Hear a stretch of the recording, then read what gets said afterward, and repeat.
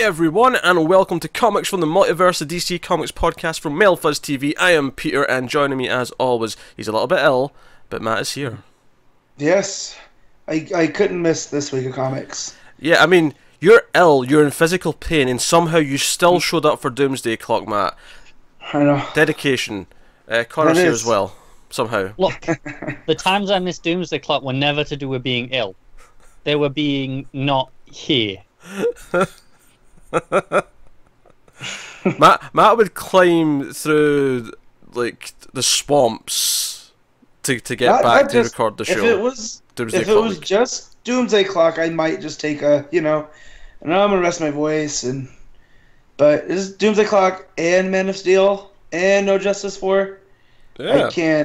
I can't miss that. This is like the biggest week in comics I'd say since maybe Justice League Suicide Squad kicked off. I'd probably go all the way back to, like, I mean, well, it depends. Either Doomsday Clock 1 or Rebirth, whatever one tickles your fancy more, but no. So yeah, we talk about comics on this show, and coming up this week we have Doomsday Clock number 5, we have Man of Steel number 1, we have Justice League No Justice number 4, we have Batman Prelude to the Wedding, Robin versus Ra's al Ghul number 1. That's a long ass title. They really should. There's a mouthful. You got one of them a week for the next month. They really should have just called it Batman Prelude to the Wedding issue 1, then next week should be issue 2, and just yeah, but they want every single one to go. Here's an issue 1. Bastards. You also have Green Lantern's annual number 1, Green Arrow annual number 2, which is a No Justice tie-in. We have read a couple of the crossovers with the Hanna-Barbera characters. I read Black Lightning Hong Kong Phooey number 1, and both me and Matt read Aquaman Jabberjaw number 1, so those are coming up as well. And then the final Red Hood and the Outlaws of the month from Connor's Corner, issue 21, is coming as well. So he's happy to get Almost that done. over with. You're gonna miss it, Connor. You're gonna miss it. Oh, no, I'm not.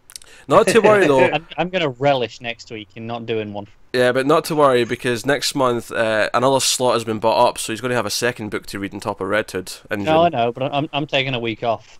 I'm making sure it's not next week that I'm doing either of those. That's fine. You can make that choice. You can make that choice. To the kind gentleman that bought him 5 weeks in a row, be a shame if you took away his week off and bought one for next week. He doesn't get to specify what week it is though. He'd have to buy all 3. He already has 1. He'd have to buy the other 2 slots to make sure he'd have to do one every week. That's quite pricey. That's asking a lot of someone. It is. I know, but my prankster brain it's worth it. I bought a pinata one time just to mess with my stepbrother. So yeah. That's a story I'm gonna have to ask about sometime. Yeah, just later. Long story short, he worked graveyards. He slept in super late into the day, and he was a dead sleeper. So I went and I hung a pinata in his room and proceeded to wake him up by breaking it open and letting candy fall upon him. Good times. John. Yeah, you say, oh, he's a deep sleeper. Yeah. He's not a deep sleeper as me, because that wouldn't wake me up. Yeah, but it was also the mariachi band.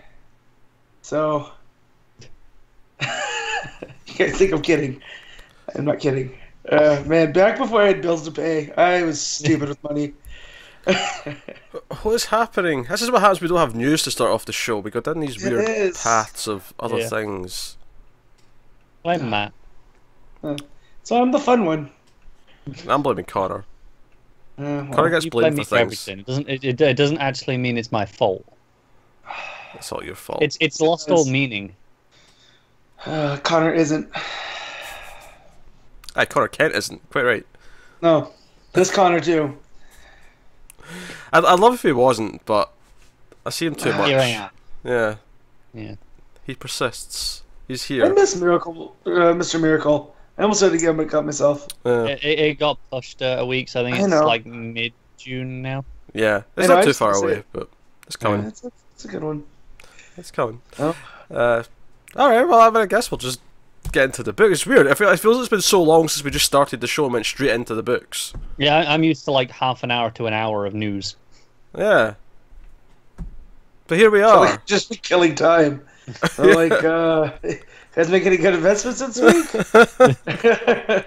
So what mature people are supposed to talk about? Not comic books? Did I read any comics that were DC this week? I did finally finish the second Miss Marvel trade this week, so that got that going for me. So that was good. It was fun. I tried the new image book, The Last Siege. It's described as a spaghetti western meets Game of Thrones. It's pretty good. The first. I am angry at my shop for not telling me about this. Yeah, no, you'd enjoy it, I think. I also have been working through some of the classic Thor masterworks. I finished off the Kirby era last night. Right? Was this a bunch of books you got when it was like $1 each? It may have been. Yeah, okay. Just checking. Yeah. Just curious. I read Killer Be Killed in 18, and there's only one left, so... I'm glad that's ending, because that's a good reason to just binge the whole thing once the last one's yeah, I came back this week. From where it just left at issue 19, the penultimate, is not where I thought it would go from that first issue. So I like going on journeys like that. You know, you think you have something figured out, and it goes a completely different way. But check that book out. It's Brubaker and Phillips. You can't go wrong. Yes, expand your palette beyond the DC stuff, but don't abandon the DC stuff, because then you won't care what we think of the books every Stick week. close to home. You know, get as I say, you know, Royal Sea is still Jeff Lemire. He's part of the family. He's part of the family. He is. Yes. He is. Yeah. I had a discussion with our Twitter pal, Talking Superman, about Lemire, and he was shocked that my favorite Lemire work is his run on Green Arrow, which I love all his independent stuff, but that Green Arrow run from Lemire really resonated. Definitely his best DC work, but it's not quite my favorite of his work in total. I don't know. I like Animal probably more than I do his Green Arrow stuff, but yeah, but you're just wrong. No, it's all good though. But here's the thing with Lemire. It is good. Yeah. Outside of certain issues of Justice League United and some of his X-Men stuff, I haven't read anything by his that I didn't even just enjoy. Like, it didn't knock my socks off. Like, Trillium was fun, but, you know, it didn't knock my socks off like, say, Underwater Welder or his Green Arrow run did. So, but everything's just baseline. Like, even that first arc from Justice League United, or Justice League Canada as it was supposed to be, that was pretty fun. Yeah, it was alright. I mean, if you're a fan of his, his industry, like Essex County and Underwater Welder, definitely check out Royal City. It's kind of hitting on a lot of those vibes and things that he does. okay, I think that fulfills the small talk portion of the show. Yeah. Well, you satisfied now. Was he doing Descender? Was that him too? Yes, Yeah, that's him. he's writing that one. Yeah. I need to get back to that one. I think that's finishing ending soon. Yeah. But that's had a bit more than some of the other ones did, though. That's up to like 30-something issues. So. Yeah, no, it's interesting with Royal City, because at the back of this issue, he put a little letter talking about how, because we got the solicits last week, you know, and it turns out it's ending at 14, and he put a little letter saying, you know, that was kind of a surprise to him as well, like when he made that decision, because when he started the book, he was like, he thought he had like 50, 60 issues of stories to tell in this world, and then he's like. And then realised when he finished the last arc, he's like, "Oh, I've got an ending," and he's just like, "I have to just go with the ending." Well, I appreciate that. I wonder also if it has anything to do with the fact that he realised that he's got about 9 books he's contracted to write, and he had to. I need to cut some of these out. It might well be, yeah. Let's wrap this one up. Although he did mention he's already written the first 12 issues of Terrifics. He's like a year ahead on that. So yeah. So, He works like in chunks, like where he'll do. A whole like batch of issues, like an arc of one book before he moves on to the next. So we'll start on the books then, because it's for a week 5. This is the weird thing. Week 5 is like usually the quiet week. Like, yeah, you've said that the last 3, and it's not quiet. They've learned. They've adapted. They've stopped being quiet now. Yeah. Well, the funny thing is his huge slate. The week 5 in August is actually quiet for us because we only have 3 annuals, right? So it was quiet for us. It's not quiet from the publishing end. That's fair. But this is the thing. It's not even just quantity this week 5. This is like some of the biggest books. As Matt pointed out earlier on, this is one of the biggest weeks in comics for DC at least in a long ass time. Even outside of the crossover books, we've still only got about 6 comics, right? Maybe 7. 6. We've got 6 main books. I'm sure there's probably an annual or something we're not covering though. We've got, which isn't that much, really. It's just that 3 of them are the biggest books in a long time. So, without further ado, we will start off with Doomsday Clock number 5. It's a special treat when Doomsday Clock comes. There's this extra excitement when I get my books on the Wednesday, where I'm like, oh, it's a Doomsday Clock day. Oh, and I sit down, I make sure everything's nice and quiet, and I get ready, and make sure the temperature's just right. Sit down, get peaceful, make sure there's no noise, lock out the cats, don't want them distracted. Definitely always the first thing you read, though, isn't it? It's always the first thing I read. Yeah, no question. I needs to know.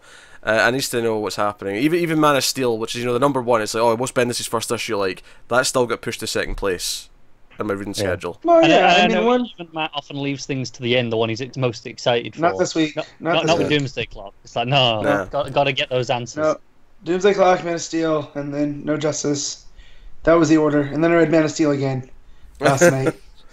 I browsed through all three of them again because I read them all on Wednesday, all three of those on Wednesday, and then I read the rest of my books earlier today, and then I browsed through the three I'd read on Wednesday again to sort of just remind myself, make sure I was up to snuff on everything that was going on. So Doomsday Clock issue 5 starts with Ozymandias in the hospital. After all, in issue 3 he did take a bit of a tumble out of the LexCorp building, and what's interesting is the doctor actually kind of says that there's nothing wrong with him.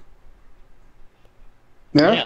Yeah, she's got like an x-ray of his skull, and it's sort of showing you where that spot was before, but it then implies, no, that's just their flashlight that's hitting the x-ray. It's not actually there anymore. She's like, no, he's fine. There's nothing wrong with him. So, that's interesting. Is he cured, or is she just not seeing this? I'm thinking it's his guilt, because the brain can play tricks on you. I know this is someone that's dealt with anxiety before, where you get phantom tingles and there's nothing going on. So, or maybe our medicine's not caught up with his medicine, even though he's from the past. Where he's from. I think it's more likely if there was something there, something to do with the universe hopping, kind of fixed him. Yeah, because I wouldn't necessarily assume that she would notice it if she was just giving him like a checkup for broken bones and stuff. But she has an X-ray of his skull, like so she would see it. and I don't think his technology is more advanced to the point where they wouldn't detect a big tumor and stuff. Yeah. So sure enough, Veidt wakes up and he takes the readings off, so the guards have to come back in and get him. What I thought was interesting with the guards, though, is they're talking about how they get more overtime pay when anything involving a metahuman or a cape is brought in, and how it's a federal thing now. Nowadays, anytime there's any sort of superhuman or even just a costume, no, it's federal. It's higher up the food chain. Yeah, we don't deal with it. Yeah, Johns is working really hard to create this world that's Watchmen-esque, because this is not the normal DC, like with capes and being a federal, like this feels like a sideways universe at points, and I think he's doing a really good job, especially with what's going to come up in the next couple pages about the Superman theory. Yeah, there's a lot of little tidbits about that in this one. There is, isn't it? And it really took me how this overtime rate, it's double pay, but it must be quite a lot if this guy's going, hey, yeah, no, I'm doing it. There's that boat I've been looking at buying. Like, well, that's not exactly cheap. Yeah, especially for a cop, right? For a uniform cop, that much. Yeah, for a uniform cop, the fact that he's talking about buying a boat is kind of notable. Don't forget, they are Metropolis, not Gotham. So, Metropolis has a little bit more money to pay for overtime. Sure, but I just mean in terms of just how much they're being paid for this in general, because. No way a regular salary is buying him a boat. No. But think about how many superhumans there are in the States, like, compared to everywhere else. Like, so, especially in Metropolis. So, if they're dealing with cape stuff all the time, and he's getting all that extra pay, that's almost two jobs in one. Yeah, and it's actually, it's when he's going to get a cat, because he steals one of the uniforms, and he's going to get his cat back, because he cares about his cat. And this is a running thing in the book here, this issue, where we'll see, I mean, it's been a running thing in the series as a whole, but especially in this issue, where there'll be a TV broadcast on, there's a TV up on the wall as they're walking past, and we kind of focus on it for a second, and we see that Hawk and Dove, I bet you weren't expecting that to be mentioned anytime soon, they've been arrested in Russia for interfering in something, and they claim, of course, that they were helping in the Rocket Red Brigade, who arrested him. Like, the armed forces were being reckless and triggering the attackers and escalating the situation. And that coming from Hawk, I mean, you guys don't know about Hawk. Hawk is the hot-headed of the two that leaps first. So for him to say that someone else is being reckless, that's quite a statement. It is. I think it's really interesting to play with them in this book, because obviously this has been a very politically charged book. And a lot of the Hawk and Dove stories are, because one of them's a liberal, one's a conservative, and a lot of them is that balance of finding that middle ground between them. Even their origins being the avatars of order and chaos. Yeah. So and all about striking that balance, and it seems like that's what Veit's also trying to do, right? Is he's trying to find a balance, a counterweight, basically, for all the stuff he's done. I mean, honestly, when Doomsday Clock is done, a Hawk and Dove book is not the sort of thing that would shock me if they announced that. No. For all those reasons, for that political dichotomy. I've seen a lot of people talking in the last couple of weeks as to why isn't there one right now in this political climate? Why have we not got a Hawk and Dove book? I think you need to be careful on who you get on it, with especially how charged comics audiences have been. Someone who's very respectful on both sides, I think. Yeah. Writing the book. Definitely, because the days of the 80s where everything was... I mean, I know deep down every era is complex, but we're talking about the 80s where it was, not Rambo, other Slice Alone. Rocky versus Drago. All right. I thought you were good somewhere. I've been rewatching, or I've been catching up in Brooklyn Nine-Nine, and there was a joke recently about how New York in the 80s was basically the Purge, and I thought you were going down like a path like that. No, on you go. But I'm just saying, like, the 80s was more cut and dry, and that's why Watchmen stuck out so much, because it was shades of gray, and it was like, you can have heroes do bad things, and bad guys do good things, and for certain causes. Which is actually one of the baffling things about people who are anti-progression in comics and people who are anti-diversity and want everything to be the way they were, the status quo warriors, if you want to call them that. It's a good... Yeah. I can't claim that one. That was Jim Sterling. I was watching one of his videos earlier, and he used that term. He was talking about video games, but it applies all around. But there's so much bleed over nowadays.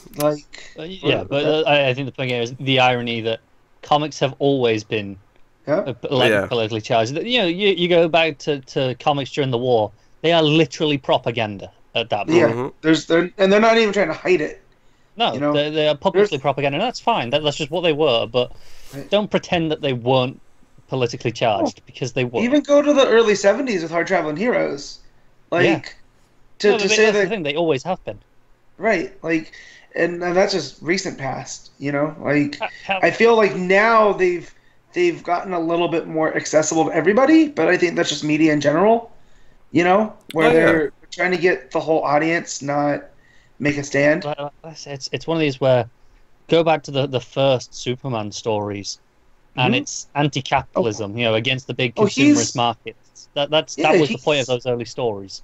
Well, he was a man of the people. That was his thing, and that's why Lex Luthor always makes such a good foil for him, because he's the opposite. He's the capitalist, businessman that just wants to line his own pocket. And Superman's like, no, I represent the people, and I'm going to help them. And, I mean, he fought domestic abusers and drunk drivers on top of all the other stuff. Yeah. So, yeah, I mean, that's just comics in a nutshell. And then you get to the 80s, and we'll talk about it more when we get to those sections, but doing a little bit of research, Johns is pulling heavily from Firestorm of the 80s, which was another politically charged. Oh, yeah, we'll save that for when we... get to Firestorm. Yeah, which those were written by John Ostrander, who also did Doom Patrol, which was another one that played into, I don't want to say like what do they call Law and Order ripped from the headlines, but you had stuff like that in Doom Patrol where Reagan sends them into Nicaragua to fight the Contras and whatnot. So in the 80s. So, and I feel Johns is definitely pulling from that era of comics, especially in this issue. Yeah. I think to wrap all that around, though, the point I was making was, comics, like all art, is about something, and that's okay. Yeah. Accept that. Let's move on. Alright, so we actually cut to Daily Planet, and outside of the whole waking up from the nightmare in issue 1, this is actually the first time I believe we're actually getting to Clark and Lois and Superman. Yeah. And Lois is pissed at Perry because he changed their headline to say that a metahuman tried to assassinate Lex Luthor. And also, I like that when Perry's like, because she's like, "Oh, you're playing to paranoia to sell papers," and he's like, "And get clicks, God help me." Yeah, this is the one thing I don't like about this issue. I feel like Perry's always had some journalistic standards. He's always been aggressively pushing the story, but he's never really been making things up to sell papers. But I feel like Johns knows that we know that, and that's why it feels off, right? Because this is a different time in DC, and if he wants to stay afloat, he's got to change too. And so I also like when he says, she calls him Chief. He's like, "No, you call me Mr. White when you're yelling at me." So he doesn't get mad that she's yelling. It's just. I feel like Lois here's complaining that he's manipulating her wording, not so much that what he's put in there is incorrect. Right, because she says you're playing into paranoia to sell papers. She outright says, no, being a metahuman hasn't been proven yet. So she outright says, no, we don't know this. Putting it in there is irresponsible. And again, she's right. She is, and it's why I don't really. This is the one thing. It just doesn't track for me as Perry, and maybe this will come up later, and I'll understand it a bit better. But right now, it just doesn't work for me. I mean, maybe there's a point here that this is the world has changed a little bit, and even Perry's standards are going because of what's going on. That's how I read it, But he even goes out there and is like, get out there and prove him wrong. Like, he knows what he's doing. He's been the editor-in-chief. He knows also how to play Lois, Yes, who is very angry and wants to get a new Godfather for John. So, let me just say, Frank drawing Lois is one of my favorite things ever. If I had the spare cash to get a sketch from Frank, it would probably be Lois over Superman. But yeah, I'm weird. Yeah, but I just love the way he draws her. Honestly, reading this, the whole metahuman thing, it reminds me more of how the press is quick to label a shooter. Yeah, terrorist. Yeah, they'll jump to, it's a terrorist or it's a Muslim. They'll jump to that before they have facts. If it bleeds, it leads. Right? Yeah. It's part of that whole. I mean, not everything always has to be bleeding or whatnot, but whatever I'm having trouble thinking today. Part of me not feeling real. Anyways, it's just part of that whole sensationalism. That's the word. No, I agree, and I feel like my problem is in the DC universe. It's always been Perry's been like one of the bastions of, being the honest press. Media, rather than the one that's jumped. It's always been that we're the planet. We hold ourselves to higher standards. So this feels particularly just strange to me to make that analog with the planet. But again, maybe that's the dramatic point. Is that this is a regular.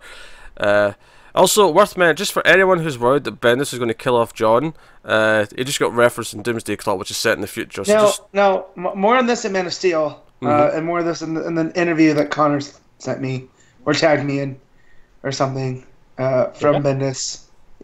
Maybe it wasn't you. Again, all my days running together. So why was I not sent in this interview? Why I cut out the loop? I don't think this was me, because I don't think I've read any interviews. Was it not in the? It wasn't in the group, in the comic thread. Ah, jeez. Maybe it was James. I don't remember any interview. Welcome to this week's Delirious episod, where no one knows what's really going on. Are you sure you didn't just imagine this whole interview? I might have. Benadryl's a hell of a drug. Knocked me clean out. No, but there was a thing. I guess I'll talk about it now, where Bendis is like. And it came off not like as he was ribbing the fans. He was like, "Oh, people are going to be apologizing that are yelling at me about Lois and John, because something does happen, but it's not what everybody's yelling about." So when I read this, and only coming off of that, one issue that we had with the tease and whatnot, and it didn't feel like Lois and John were there, it put me at ease a little bit, because Lois and John seems like they're married. Still. They're still alive. For sure, There was nothing to worry about. That's all I'm saying. Stick to my guns on this one. So yeah, Clark's there, but there's again something on TV. We have the Russian firestorm. Pozar. Yeah, Pozar. Who's basically saying, unlike my American equivalent, I was not created by the government.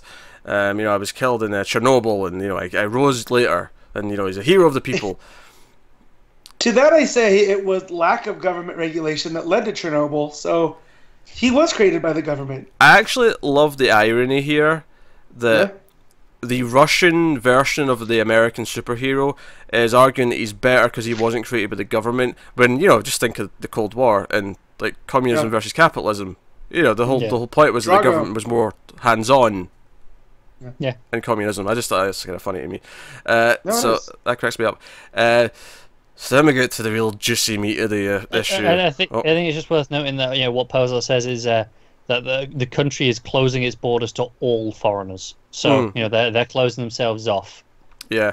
Also worth mentioning as well is that Lois is speculating someone is behind this Superman theory nonsense, and I've got a feeling I know who. And as soon as I read that, I'm like, I'm pretty sure I know who she thinks. So, which immediately goes, so I'm pretty sure it's not. Probably not, yeah. But I mean, I knew what she was thinking, so no, exactly. It's written well because I know exactly what Lois is thinking.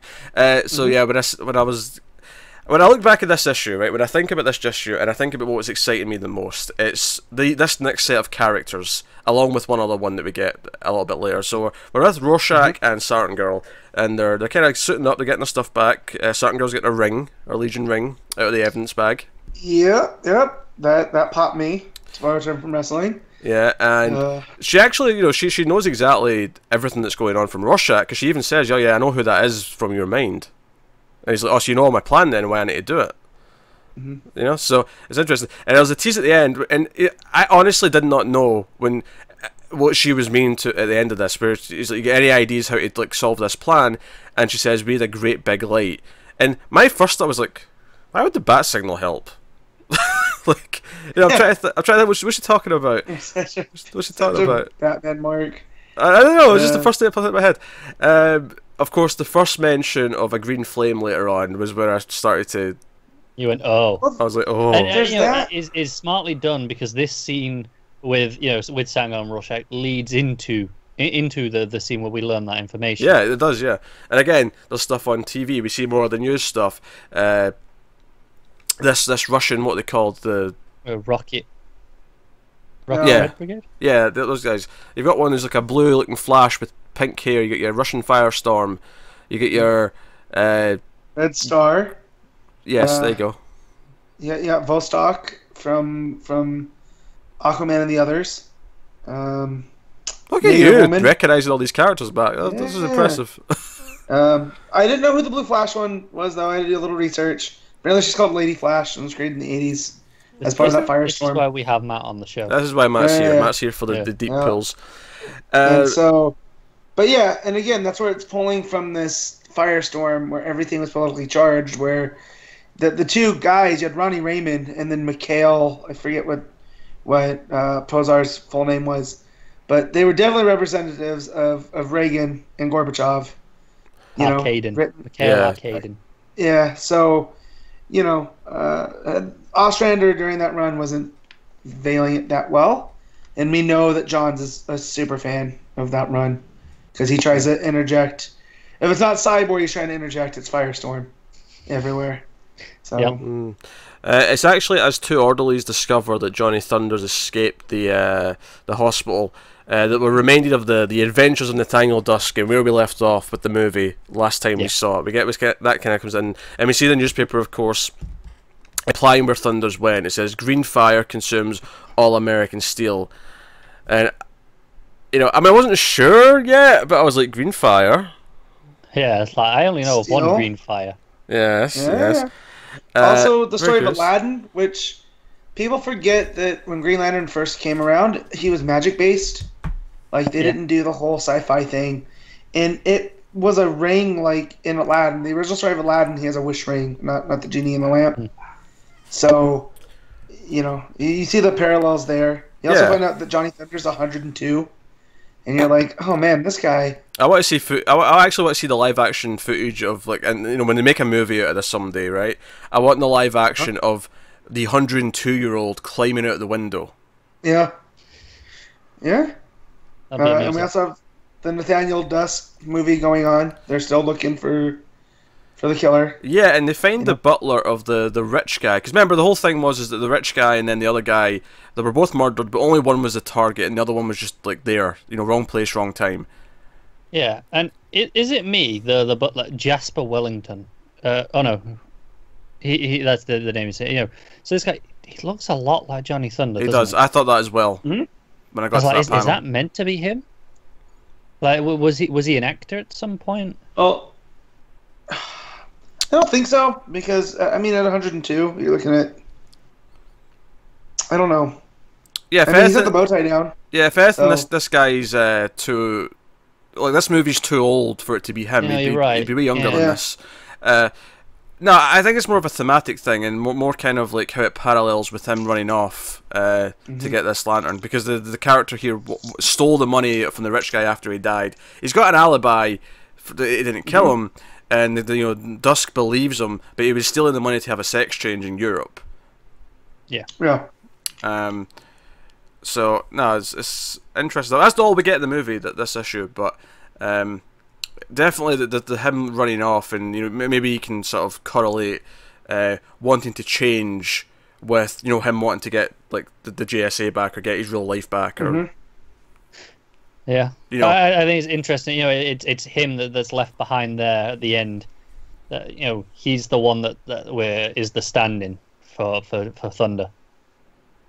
Yeah. You know, he gets caught, you know, essentially, and has to give it all up. yeah.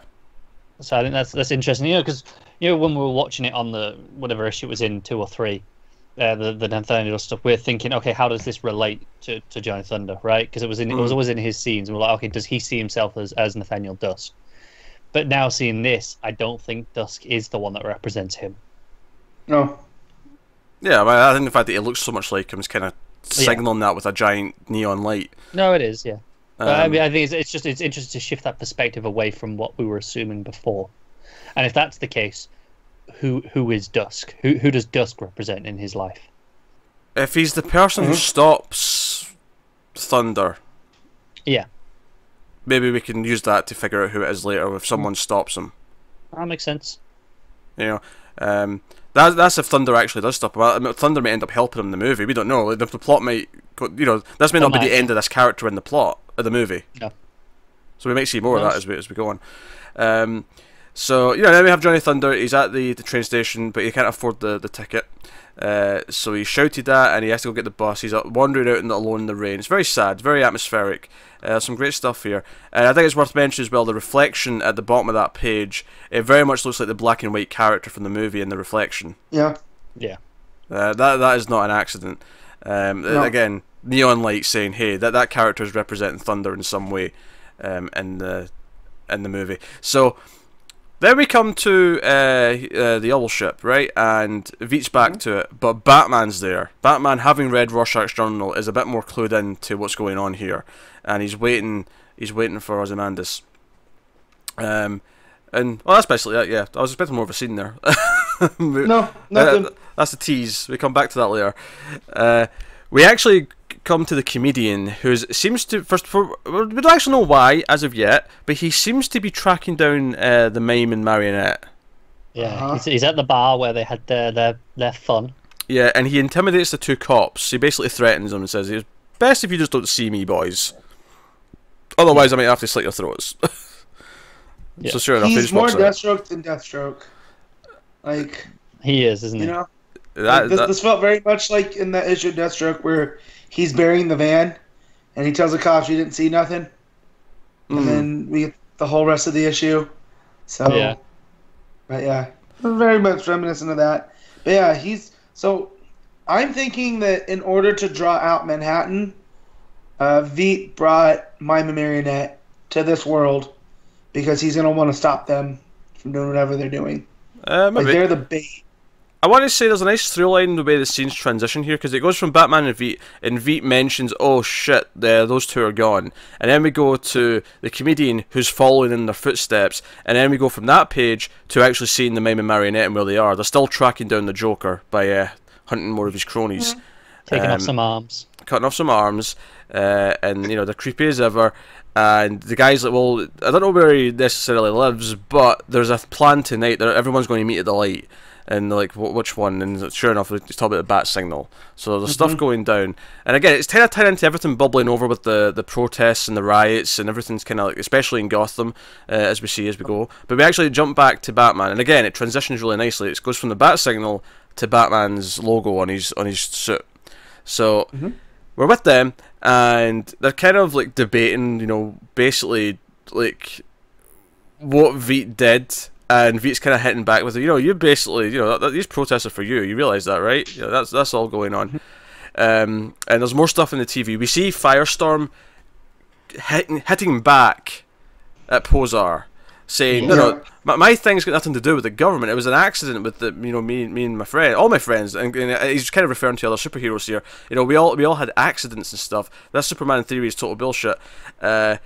Which actually, it's funny because the comic in general feels a bit more mature than the regular DC Universe stuff, but having someone drop bullshit really does kind of point that out. It was very meta, him talk to, you know, the one in his head going, no, I won't watch my language. Yeah, professors in his head. It feels very much like Ronnie Reeman from what I've been, from interactions in other books.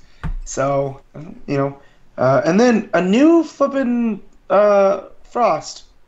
Which that threw me for a loop, because I was like, that's not Caitlin. Yeah, it's Killer Frost, but it's not her. But of course, then it jumps to another part of the news, and they mention Kandak and King Cobra, and you know, you see they mention Jack Ryder, who of course is like, you know, a classic journalist in DCU. The Creeper. Yeah, and he's almost about to be, and you see some lightning, and I'm like, wait a minute, lightning and Kandak. Wait a minute, where's this going? And it confirms it in the next page. It actually tells you in the next page who they're talking about. It actually mentions Black Adam. So excited. Well, and don't forget that guy looks like a terrorist is representing Cobra. So yes, we're getting like all of these kind of real life events, but done through the DC lens, which I really appreciate. Yeah, because he's talking about Kali Yuga, and then what we see what happens with Black Adam. I think it's really cool. It's really interesting how it blurs those lines between the DC and the real world, because, you know, they mention Syria by name. Yep. You know, in maybe the next page or two, I think. Well, they're talking about this event still. And because he's been, we find out that Black Adam's been defending Kandak as he does. Yep. But now, instead of fighting Cobra in Kandak, he crossed over into Syria, and now it's an international incident. Even though he was saving this American journalist, it's going to create problems, especially because we find out that Markovia has joined with Russia, and they have an alliance, and Markovia has closed their borders as well.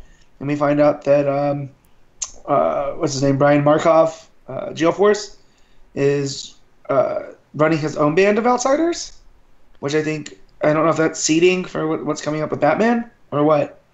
I don't think that's seeding that, no. No? All right. There might be something that's addressed in that book, you know, the setup of I mean, it might be, but this is all after all that'll happen. Like that's what I'm saying. So it might be seeding for that to be, okay, a part of the story we're going to get is the opposing team. Oh, sure, yeah, maybe, yeah. It could be. Like, what happened that would make Markov join with Russia? Like, what did they find? You know what I mean?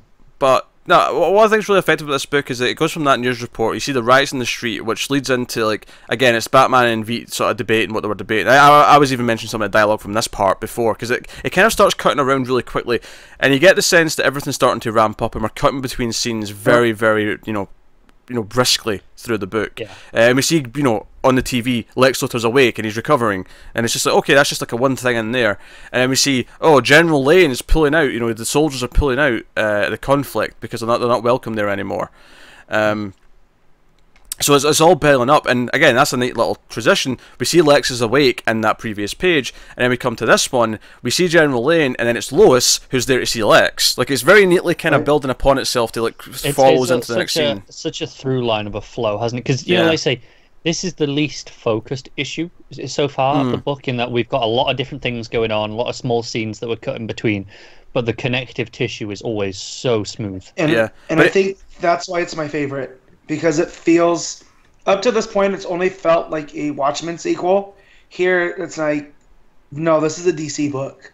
Like, this is what's going on at DC.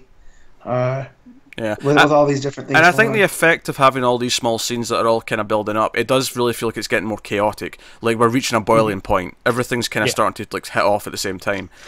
And Lois, as expected, accuses Lex of the Superman theory. Hatred of Superman. Of course, you would name it after that. You name it after him. And he's like, that all makes sense. I can't deny any of that. But, it's not me. In fact, I've been looking into it myself. And that's probably what made me a target of one of the metahuman assassins. And we know that's not the case. We know that's not who he is. But that's what Lex is assuming. A reasonable assumption is given the information that he has. So, but he's like, no, I'm happy to share everything I know about the Superman theory, Lois, and you and I can work together. And then Superman, we see him flying outside, just floating, listening to this conversation. And the interesting thing here is that whoever started this is a metahuman themselves, and at some point in time, they were a member of the Justice League. I love the "at some point in time." So that doesn't really narrow it down that much. It doesn't, no. Well, no, but we know that the Justice League hasn't been around for that long. Well, I think point, the ultimate question here is which Justice League? We're obviously we're getting 3 Justice League books starting in the next month or so. We've had Batman's own Justice League, which had a bunch of metas on. I wasn't really thinking in those terms. I don't think it really mattered. I think they're just going to count that all of it as Justice League, especially since when I think this book was originally kind of conceived, I don't know if they even knew they were going to have these 3 Justice Leagues when... Oh, maybe not. But I just feel like saying, he's in the Justice League. Maybe it doesn't matter exactly which team, but I feel like maybe they're all fair game, as to it could have been one from any of these teams rather than just the main lineup. So who has Manhattan been masquerading as? That's how I read this. Right? Is that how you guys read it too? Well, it depends. You're assuming Manhattan's behind the Superman theory. I do, because he was the one with superpowers in Watchmen, right? You could argue has superpowers, but not really. But yeah, Manhattan is the superpowered hero. So he came to this world, and he was in the past. Remember all that stuff that we got about the actor that had played Nathaniel Dusk? And all that mystery surrounding him in the back matter, it lines up with this whole government and then the Justice League and whatnot. So you think the Superman theory is true, and that Manhattan is behind it? I do, because in the meta way, the reason why there's so many American superheroes is because comics kind of started in America, at least superhero comics. Well, hold on a second though. You're saying that it's true. Surely you only think it's true in this version of the universe. You don't think it was true, post-Crisis and before New 52? Oh, no. I think for the sake of the story, that whatever Manhattan did, it altered going forward. So, like, when he came here, it changed continuity, for lack of a better term. It's the same thing to go back to the Superman Reborn, not Reborn, the Mr. Oz with the him being Jor-El. It's like in this continuity, Jor-El always got away, because Manhattan has come and done that. So exactly, it's not like it's a change from our outside perspective, but in the timeline that always happened to Jor-El. We just didn't know the meta, so in the meta sense, superheroes are a very American invention. Right? It's kind of like jazz in that way. It's like, jazz has foundation in other world music, but the jazz that everybody knows is uniquely American, right? And that's how I feel what John's is saying with these superheroes is that's why 97% of them are American, because they all started here. It is. It's something that Grant Morrison talks a lot about. If you read his book, Super Gods, is a very good book, by the way. Well worth checking out if you're interested in this stuff. Is the idea that superheroes are the American mythology, because America is such a, relatively speaking, a new country. It doesn't have that rich mythology that most cultures have, so it created one with superheroes. Right, and you have the very first superhero created by sons of immigrants, and in fact turned their hero into an immigrant, and it's a uniquely American story.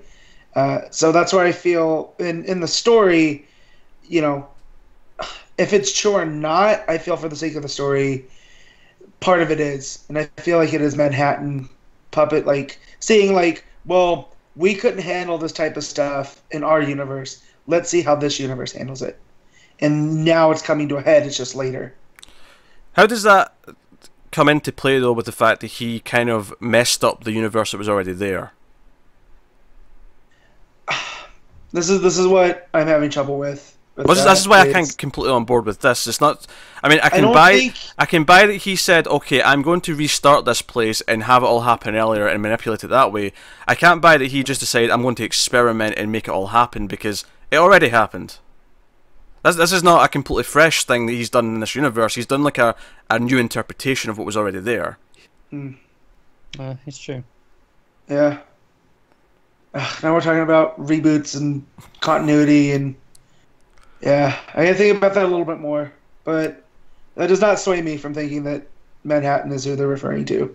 I don't think. It may very well be. I mean, if it's just to the why, I don't have anything yet. But here's the thing: if it is as simple, he's been masquerading as someone on the Justice League all this time. Because I don't necessarily read this as, someone who's in the Justice League right now in the main DCU is going to turn out to be Manhattan all this time.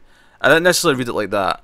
It's at some point they were a member. It's the same thing that we got with, I know, not to blame him here, but a Martian Manhunter. We know he was kind of a member for a little bit. Yeah. But then he vanished. We didn't get a lot of stories with him. He was a member. But this is why I don't see this point of like looking at who's on the teams in the next little bit, because Martian Manhunter, he was apparently on the team in the classic way that we all think of him as, but he's not being in the New 52, and yet all of a sudden now in continuity, he was on the team originally. He was always on the team. Yeah. Back at the start. No, I agree. Well, that's why it's called a retcon, right? Because it's retroactive continuity. Well, because what I'm saying here is, I don't think whoever this turns out to be, whether they're Manhattan or whether they're just in some way responsible for this theory that came out about anyway, I don't necessarily think it's someone who has to have been on the Justice League at some point since the New 52 started. I think it could be almost anyone who's been on the Justice League ever in the history of DC Comics. Well, that's what I'm saying. It's gonna pull from some, like, if I had to put money on it, it's Captain Atom, right? Because that's the one that's most similar. It's Snapper Carr, Matt. It's Snapper Carr. He's behind it all. You know, you say that, but oh, here we go. No, Snapper Carr's always been on the periphery, right? So if there's someone that's gonna start something and then sit back and watch it happen. I mean, he's not a metahuman though, unless something happened later that I don't know about. But I do think it's smart not to discount Captain Atom entirely. Obviously, he's the obvious pick because he is Manhattan for all intents and purposes. But we did have that that miniseries with him, last year. Yeah, but I don't think that matters. I feel like they were putting it out there. Right. But I think more it was the same thing that we got with we had the Death of Hawkman series, which at the time didn't feel like anything. But now it's like, oh no, that was clearing the plate. That was setting up. Okay, we'll clear that Hawkman out of the way because now we're getting a new Hawkman book. And obviously, we had everything in metal. It feels like the long game. Or let's say that it is Captain Atom, right? But it's not Dr. Manhattan as Captain Atom. It's he created Captain Atom, and then Captain Atom being there, he's the one that's created the metahumans. Yeah, maybe. That goes back to what was that? Armageddon 2001. Armageddon 2001, yeah. Yeah, where he was revealed, right? Originally, he was supposed to be that one guy. I can't think right now. Extant. Yeah, is it Extant? Yeah, Hawk became Extant and then something else, or was it something else first and then Extant? I can't remember which way, because he had two villain names. Yeah, but yeah, so they were gonna do that, and then they got cold feet at whatever the last minute and decided not to make Captain Atom. They made it Hawk. Yeah, because he became the second version of the villain in Zero Hour, right. If I recall correctly. Right. So that would just play into it because he ends up being an overlord, right? It's kind of like the Maestro and with the Hulk and whatnot. So I don't know. I'm just spitballing right now. I don't think Captain Atom is Manhattan. No. But I think he is going to play into this story in some way because of that mini. I think they were setting it up as a reminder. No, he's in play. Yeah, I feel some of the Charlton characters we haven't got to yet, but I feel they are in play. Like, if we don't see the Question, I would be shocked. Yeah. So, And same with a version of Black Canary, because that was Silk Spectre, and then Ted Kord and Blue Beetle, as Night Owl. So. Yeah, there's that great joke about it was Saturn Girl says she's Saturn Girl, and Rorschach's like, oh, do you know Sally Jupiter? as if that's related in any way. I did like that. It's like, well, you both got planet names. Yeah. That was all a roundabout way of saying, like, Captain Atom was one of the Charlton characters. So, if this is their entryway, I don't know. Yeah, no, I like this. This, like, it used to be someone on the Justice League. It's giving me kind of weird, kind of almost identity crisis feelings here of like, okay, who is it among us, kind of thing. Yeah. Just the look in Clark's face as he's hearing this, because I love that it goes to the close up as he says that final bit. It's someone who used to be on the Justice League at some point. And given that we're playing with timey-wimey things here as well, like, that could also mean like this could be someone who was on the Justice League in a now defunct timeline. It could be. So Pete's saying it's vibe. It's definitely vibe. That's not how I was jumping to, Matt. I have to admit, but I would counter that by just the fact that Lex has dug up solid information that there were someone on the Justice League. Right, whatever he's tracked down has pointed to that. So it has to have happened in this timeline that he can find evidence. Oh, I don't think so. I disagree with that. The information could just make him. That's what he would assume based on the information, because he wouldn't necessarily consider that they came from a different timeline. But maybe the metahuman knows things about the Justice League that only someone who's been on the League would know, for example. And he would assume, okay, he's been on the League at some point in this timeline. Yeah, maybe then. I think it depends what's led him to think it, I suppose. Because why would Lex, unless given some sort of hint, think, oh, it's someone from a previous continuity or something? No, of course. So, yeah, that's where I'm standing at. Why was Veidt going to Lex at the beginning? Remind me. He wanted to get smart man. Yeah, he wanted the smartest man to team up with them so they could solve the Manhattan problem and whatnot. Okay. Where was he? We're going for a record time on this issue, by the way. It's because there's all three of us again. I don't know. I blew in Matt for some of his deep cuts. There's not much left. So Thunder gets off the bus. He's at the burnt down plant, and some thugs, some junkies are there, and want to rob him and beat him up and whatnot, and they start chasing him. And again, we're cutting around really quick. We're back to the ship, and Veidt, now that Batman's trying to stop him, Veidt actually flips well, first of all, he tries to fire into the crowd, and Batman stops him because he's Batman. And then Veidt flips the damn thing upside down to make him fall out. And this is actually intercut. At this point, we're actually cutting between multiple scenes in the same panel, the same page. Because we've got the riots going on, and they're throwing off the bat signal off the roof, and then you've got maybe Marionette are there. You've got back to the TV where Black Adam's actually saying, "Hey, metahumans, you can have asylum in Kandak. Like, if you come here, you'll be protected." Yeah. So I love this. This is happening as the ship's being flipped. Yeah. And as it gets upside down, he actually says, "Oh, I turned the world upside down." Yeah. It's good stuff.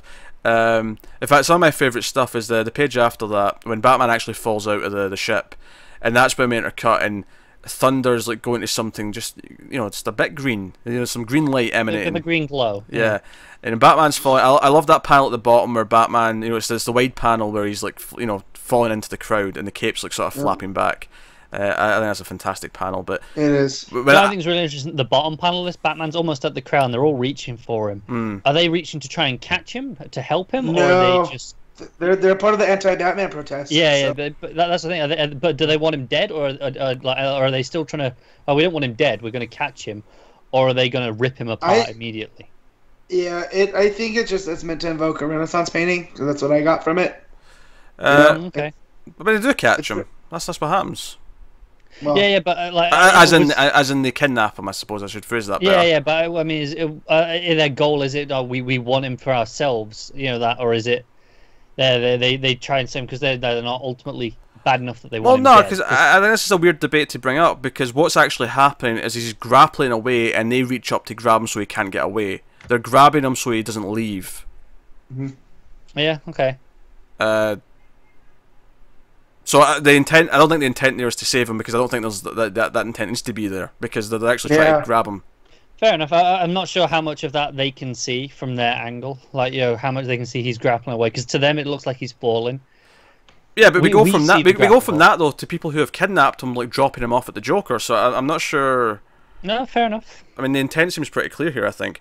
But no, my favorite. I love that panel, but I love when I actually saw the lantern. That panel of the lantern itself. Yep. When I saw it, I just about shot a brick. Because even though I was kind of guessing that's what was coming. He mentioned Alan by name earlier, right? Yeah, when he was talking to. About Alan Scott. Yeah, when he was talking to the thugs. Yeah, he mentions a couple of names, I think. Yeah, he mentioned. I don't think he says Alan Scott, but I think he definitely said Alan. Okay. Yeah. But yeah, so you've got that. Obviously, he gets away because Rorschach and Saturn Girl show up to help. Because he's actually getting beaten up. So once he finds the lantern, they start beating him up. As Batman's getting beat up, as the bat signal's falling off the roof. And that's when Rorschach and Saturn Girl jump in. And I love that she says, "Oh, don't worry about the bad guys there. They were going to overdose tonight anyway. Things have a way of evening out." Yeah. Again with that balance. Yeah, balance again. And of course, Mime and Marinette are they're like sort of in awe of the rioting. They're enjoying the chaos. And that's when the Joker comes up behind them. And it's like I love that someone says, "Hey boss," and he's like, "I'm monologuing." Shut up. It's like, no, you got to see this. And that's when they present him with Batman, who's bloody and beaten. And that's when Rorschach ends the book with asking, "Tell us, explain, what is Lantern?" And of course, you see the little the moth, whatever it is, going towards the lantern, like we've been seeing with the lights. It was a big thing in the last issue with the Rorschach backstory. Yeah. I think it's even more applicable here because it's the saying is moth to a flame. Yeah. And of course, with Alan Scott, it's the green flame, not a light. Yeah, it's literally a flame in this case. I like how it's a different type of green colour than we normally see with the lanterns to differentiate it a little bit. Yep. It's a little more muted. Yeah. Yeah. Mm-hmm. I think that works really well. No, I dug this ending a lot. I feel like the stuff here. I think as much as we knew this was going to lead to the JSA in some way, and as much as we already had Thunder, but it's just been Thunder ever since Rebirth. This has been 2 years of just having Thunder in the hospital, and that's all we knew about. And we got that one tease of Jay. And that one tease of Jay in the Flash, of course. Which we know that all the speedsters are stuck in the Speed Force, though, right? From Flash. We do, so. Yeah. But now him actually going, so his plan's like, no, I need to find the light, I need to find the lantern, and he's found it, and that's also what Saturn Girl's looking for as well. We need that light. So the fact that this is going to factor into the plan in some way is Alan Scott's lanterns. Yeah, where is Alan Scott? Because why is this lantern here alone? Why don't people remember the Justice Society? Yeah. Why is that? Why? And also, just as a fan, I have Saturn Girl on the same page as I have the Green Flame. Like, holy crap. No. Yeah. And then just Joker, that pose that Frank has him in. Like, we've gotten so much good Joker stuff, with like Warren Jokes and Riddles, with Janin, and then just this. Like, yeah, I'll be honest. This is my least favorite type of Joker. This is the it's very camp and overly theatrical. Yeah, Clown Prince of Crime. Yeah, version. yeah. Which it's that's for a lot of people that's maybe their favorite. Yeah, but which Joker is this? We know there's 3, and we know Johns is going to touch on that. Maybe not here. And a separate book, yeah. So I wouldn't again dive too much into that. I'm assuming this is just the Joker as we know, right? At this point, and this is fine, but it's my least favorite take. And so while it's very well drawn, still, of course, because it's Gary Frank, it's like okay, that's the version of Joker we're going with here, and it's immediately just dampens my excitement a touch for the Joker part of this story. I don't feel that way. I don't think. No, that's a personal taste onto which type of Joker story I prefer. Yeah, I'm not gonna lie. I'm kind of happy that the Capullo haircut is gone. Yeah. In general, between this and between the King book. No, that's fine. Yeah, the King one that we got, that we got that tease of recently, and then obviously we got the younger version in Jokes and Riddles. That's definitely more the sort of Joker I prefer personally. But whatever. Oh yeah, I mean, I think my favourite is Psychotic Joker, but no, I think this is a fine classic version of the Joker. This is definitely aping in the nostalgia of what most people probably think the Joker is. So no, super exciting. The lantern got me giddy. Like, it got me giddy. Yep. I think this is probably my favourite issue of this so far. Mainly because it's really everything it's hitting at, everything it's teasing at, everything ramping up from all the various angles that it's just doing it from. Finally bringing in Superman and Lois and having them be part of it, because it really feels now that Batman and Superman are both parts of the story, full fledged. It'll be interesting to see, does Wonder Woman come in some way? Is the other big heavy hitter as part of the debate? Yeah. Who else shows up? And like if you'd asked me before this issue, what superheroes do you think might pop in this? I was never going to guess Hawk, Dove, and Firestorm. No. Like, That said, it is John's though. So Yeah, so you probably could have guessed Firestorm if you know your Johns enough. I mean, it makes sense given his past, but at the same time, it's the same with Black Adam. It's like, yeah, okay, Johns loves Black Adam, and as do I. So he does. I'm But Black more than Adam, I feel like with all the political stuff going on, there was more like reason to guess him. Whereas Firestorm is relatively random. I mean, it makes sense. Like he's put him in a place in the story that works. Yeah. But beforehand, I don't think there was any way you'd have jumped to go, he's going to be one of these examples they're going to use on the news to be these things. Yeah. That was a fantastic issue. I assume you guys both read the Batman. I had a good look at it. Yeah. Just one of my favourite touches, before we even get into what the Batman actually is it's this magazine article, right? And the cover is Trouble Alert. The date is May 30th, 2019. Of course, this issue released May 30th, obviously 2018. But It's just a nice touch. It's like, no, we're exactly a year ahead. Mm-hmm. Yeah, that's a cool touch. Especially since this will finish around that time next year. Yeah. It should do, assuming everything goes to plan. Yeah, well, if anything, it should speed up. It shouldn't get more delayed. Like I say, hoping. assuming we stick on the current schedule. Yes. It's just this thing. It's sort of exposing some of the key figures, and you get a little bio for the new Killer Frost and how Man-Bat's there, Firestorm. Like, it seems like whoever's behind this theory, this Superman theory, is either paying off or scaring certain metahumans to claim that it's all true and back up the story.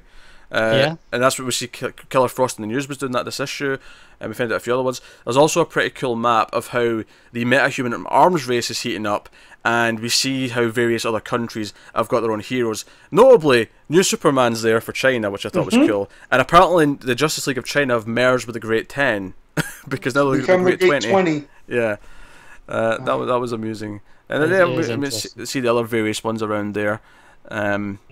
But that was interesting stuff. It was interesting stuff. And we got a piece on the article opens with a piece on Metamorpho, because it was like, no, he was the first of the experiments. Mm-hmm. So that's an interesting, because obviously we know he was kind of an experiment, an accidental, but it was based from an experiment. Also, I love the map of the US there, and it shows you where all the heroes came from, all the metas came from.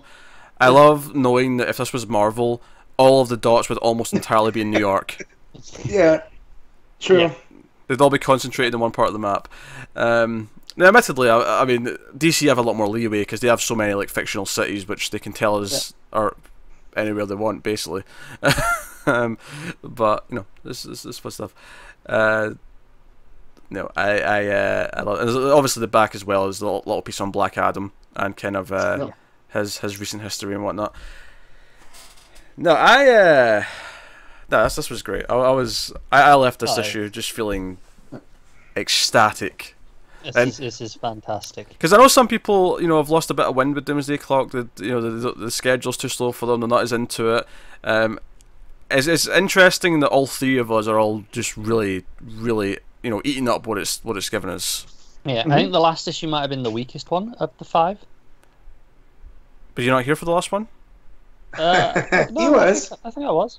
Well, I think we all agreed that, though. No, I'm just agreeing, in context of having seen this one now, and I think at the time of that issue, I was starting to maybe feel the schedule a little, based on that issue, with it being, the hyper-focused issues, I was like, okay, I'm starting to feel the schedule a little.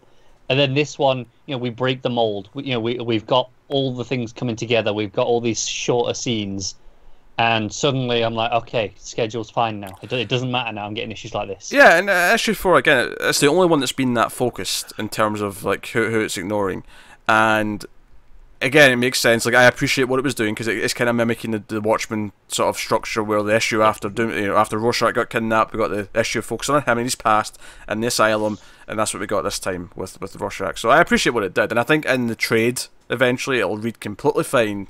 It was just a weird issue to get when you're waiting 2 months for your fix. And you know, the next issue, assuming it doesn't move, the next issue comes out on my birthday, which I'm pretty happy about. Like, I'm good. I don't need any presents. Just give me Doomsday Clock. So you won't be here. Yeah, you'll be too busy celebrating your birthday to talk about Doomsday Clock. No, because my birthday's the Wednesday. It's fine. Right. So you celebrate on the weekend when you record. No. I don't really do anything for my birthday. So unless that happens to be where my mother can only come up on the Saturday to visit, that would be a shame. It's in play. It would be a crying shame. The violin will be out. But you know what? I won't care, because I'll have gone, I don't need a birthday present. I will just go to the shop and get Doomsday Clock, and that's enough. This guy. So I suppose you rate Doomsday Clock. Rate this before we move on now. Connor, rate Doomsday Clock out of 10. I gave this a 9. Matt. Get ready for it. This is a 10. Oh boy. This is my favorite issue, yeah, so far. Yeah, but how many of the previous issues was also been a 10? No, maybe the first, but other than that, they've been around between 8 and 9.5 maybe. So. I love how unashamed Matt is with his ratings. He just throws them out there. I told you, everything's except for New Challengers is a 6, 7, 8, or 9. This one exceeds that. So, what about Wonder Woman? Oh God, don't get me started. Yeah, well, yes. Anyway, I'm like 9, maybe a 9.5. Like, I'm in that region. It's fantastic. I love it. So we're a pro Doomsday Clock show. Mm-hmm. Just final touch. Yeah. At the end of the Batman, and you know, to close off that magazine article, it has a beautiful Visit Metropolis poster. I'm like, God damn it, I want one of those on my wall. That's the background of my phone right now. I don't blame you. It's a fantastic image. Mm-hmm. America's safest city. Catch a glimpse of Superman.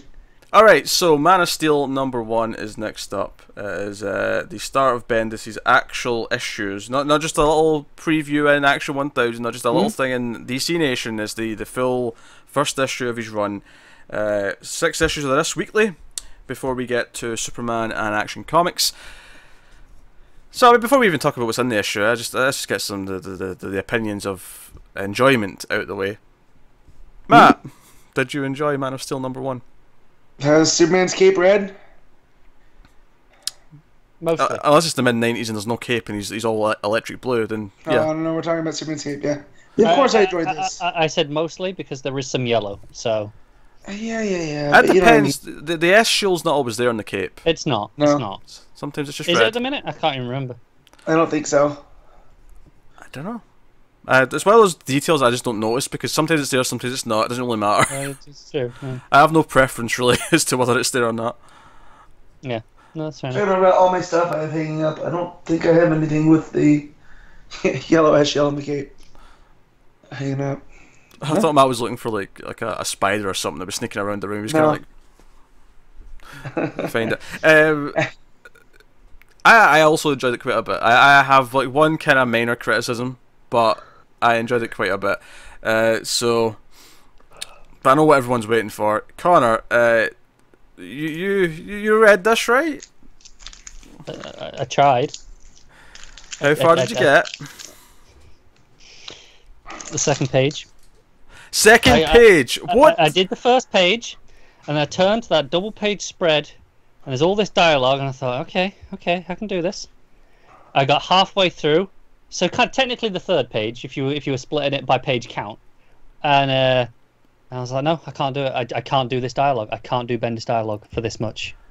There wasn't even that Bendis saying that first couple of pages. Oh, it's all this big slog of dialogue, and I'm like, no, I'm good. His dialogue flows so well for me. There's a lot of it, but it flows. It doesn't to me though, and this is something we've been over before. It's why I don't like Bendis. It's not that the ideas are bad. It's that I don't like his dialogue, and he has a lot of dialogue, and it's why this just isn't for me. And that's just, you know, I decided at that point where I was like, you know what, I'm just forcing myself through this already. I don't want to read this. So what's the point?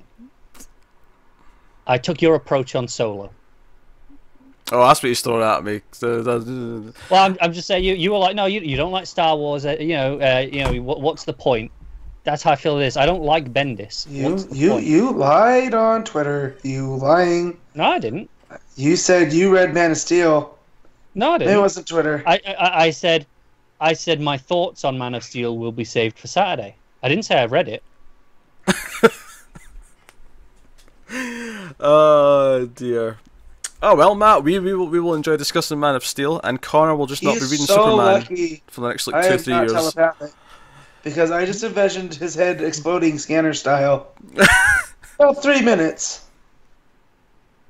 Well, it's fine. You guys, everyone's really positive about it, and I'm happy for you all. You guys can all enjoy a book. I will just not be reading Superman for a while, unfortunately, and that sucks. But that's comics, right? Guys, sometimes there's going to be writers you don't like.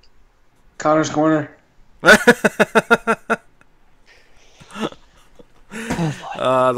punishment's greater than that, I think, Matt. Punishment's greater than that. I only got through 1 page.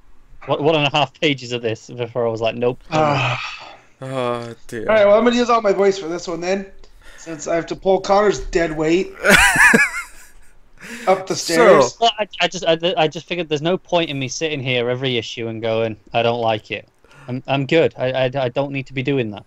No, that's fair, but I think it was worth doing it for the first issue, which I guess you kind of still fulfilled that quota, just in the most annoying way possible. To Connor, though, on the other hand, I also didn't tell you guys I didn't read Silencer Sideways until we were recording, so it's not like we don't have a history. Matt, that's Silencer and Sideways. This is freaking Superman. I understand that, but yeah, but still. Honestly, I just wanted the reaction of you guys knowing how not very far I got. I thought that was worth saving. For the record, I knew he didn't finish it. He told me he gave up somewhere in the middle.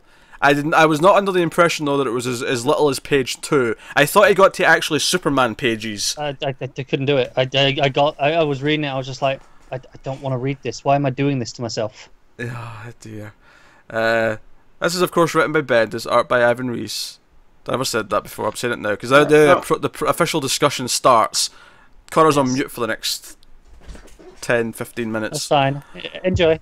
I will listen inside. Yes, basically I will. You know how some books I'll kind of tune out so that I don't hear too much because I'll probably read it at some point. On this, I will pay attention, listen, just so I keep up to date with what's going on. Okay, all right. So we start with Rogol Zar, and this is in the past. This is many years ago, and he is with the Circle. This council of like beings who are kind of running the universe, essentially. One of whom is a Guardian. Matt, can you name all these characters? That impressed me. I can name 2 of them. Go on. So in the middle we have a Guardian. That's Appa Aliapsa. Yeah, we get him at the end. Yeah, we get him explain his at the end. And then the guy with the goggles is from Rand, and I'm looking up his name right now, but it looks like it's Adam Strange's father-in-law. I wonder if it's just the same race, but it's not actually him personally. It's the goggles that really made it look like him. I'm trying to find what his name was. It's escaping me right now. But the other ones seem familiar, but I can't place them. Like, I feel like one of them's from Thanagar. That's the guy next to the guy from Rand. That makes sense. Yeah, that makes sense. Then the guy with the Wanda Maximoff mask. Yeah, no idea who that is. And the Aesicle looking dude, I'm not sure who that is either. No. So it's definitely not Aesicle. He's not on this council.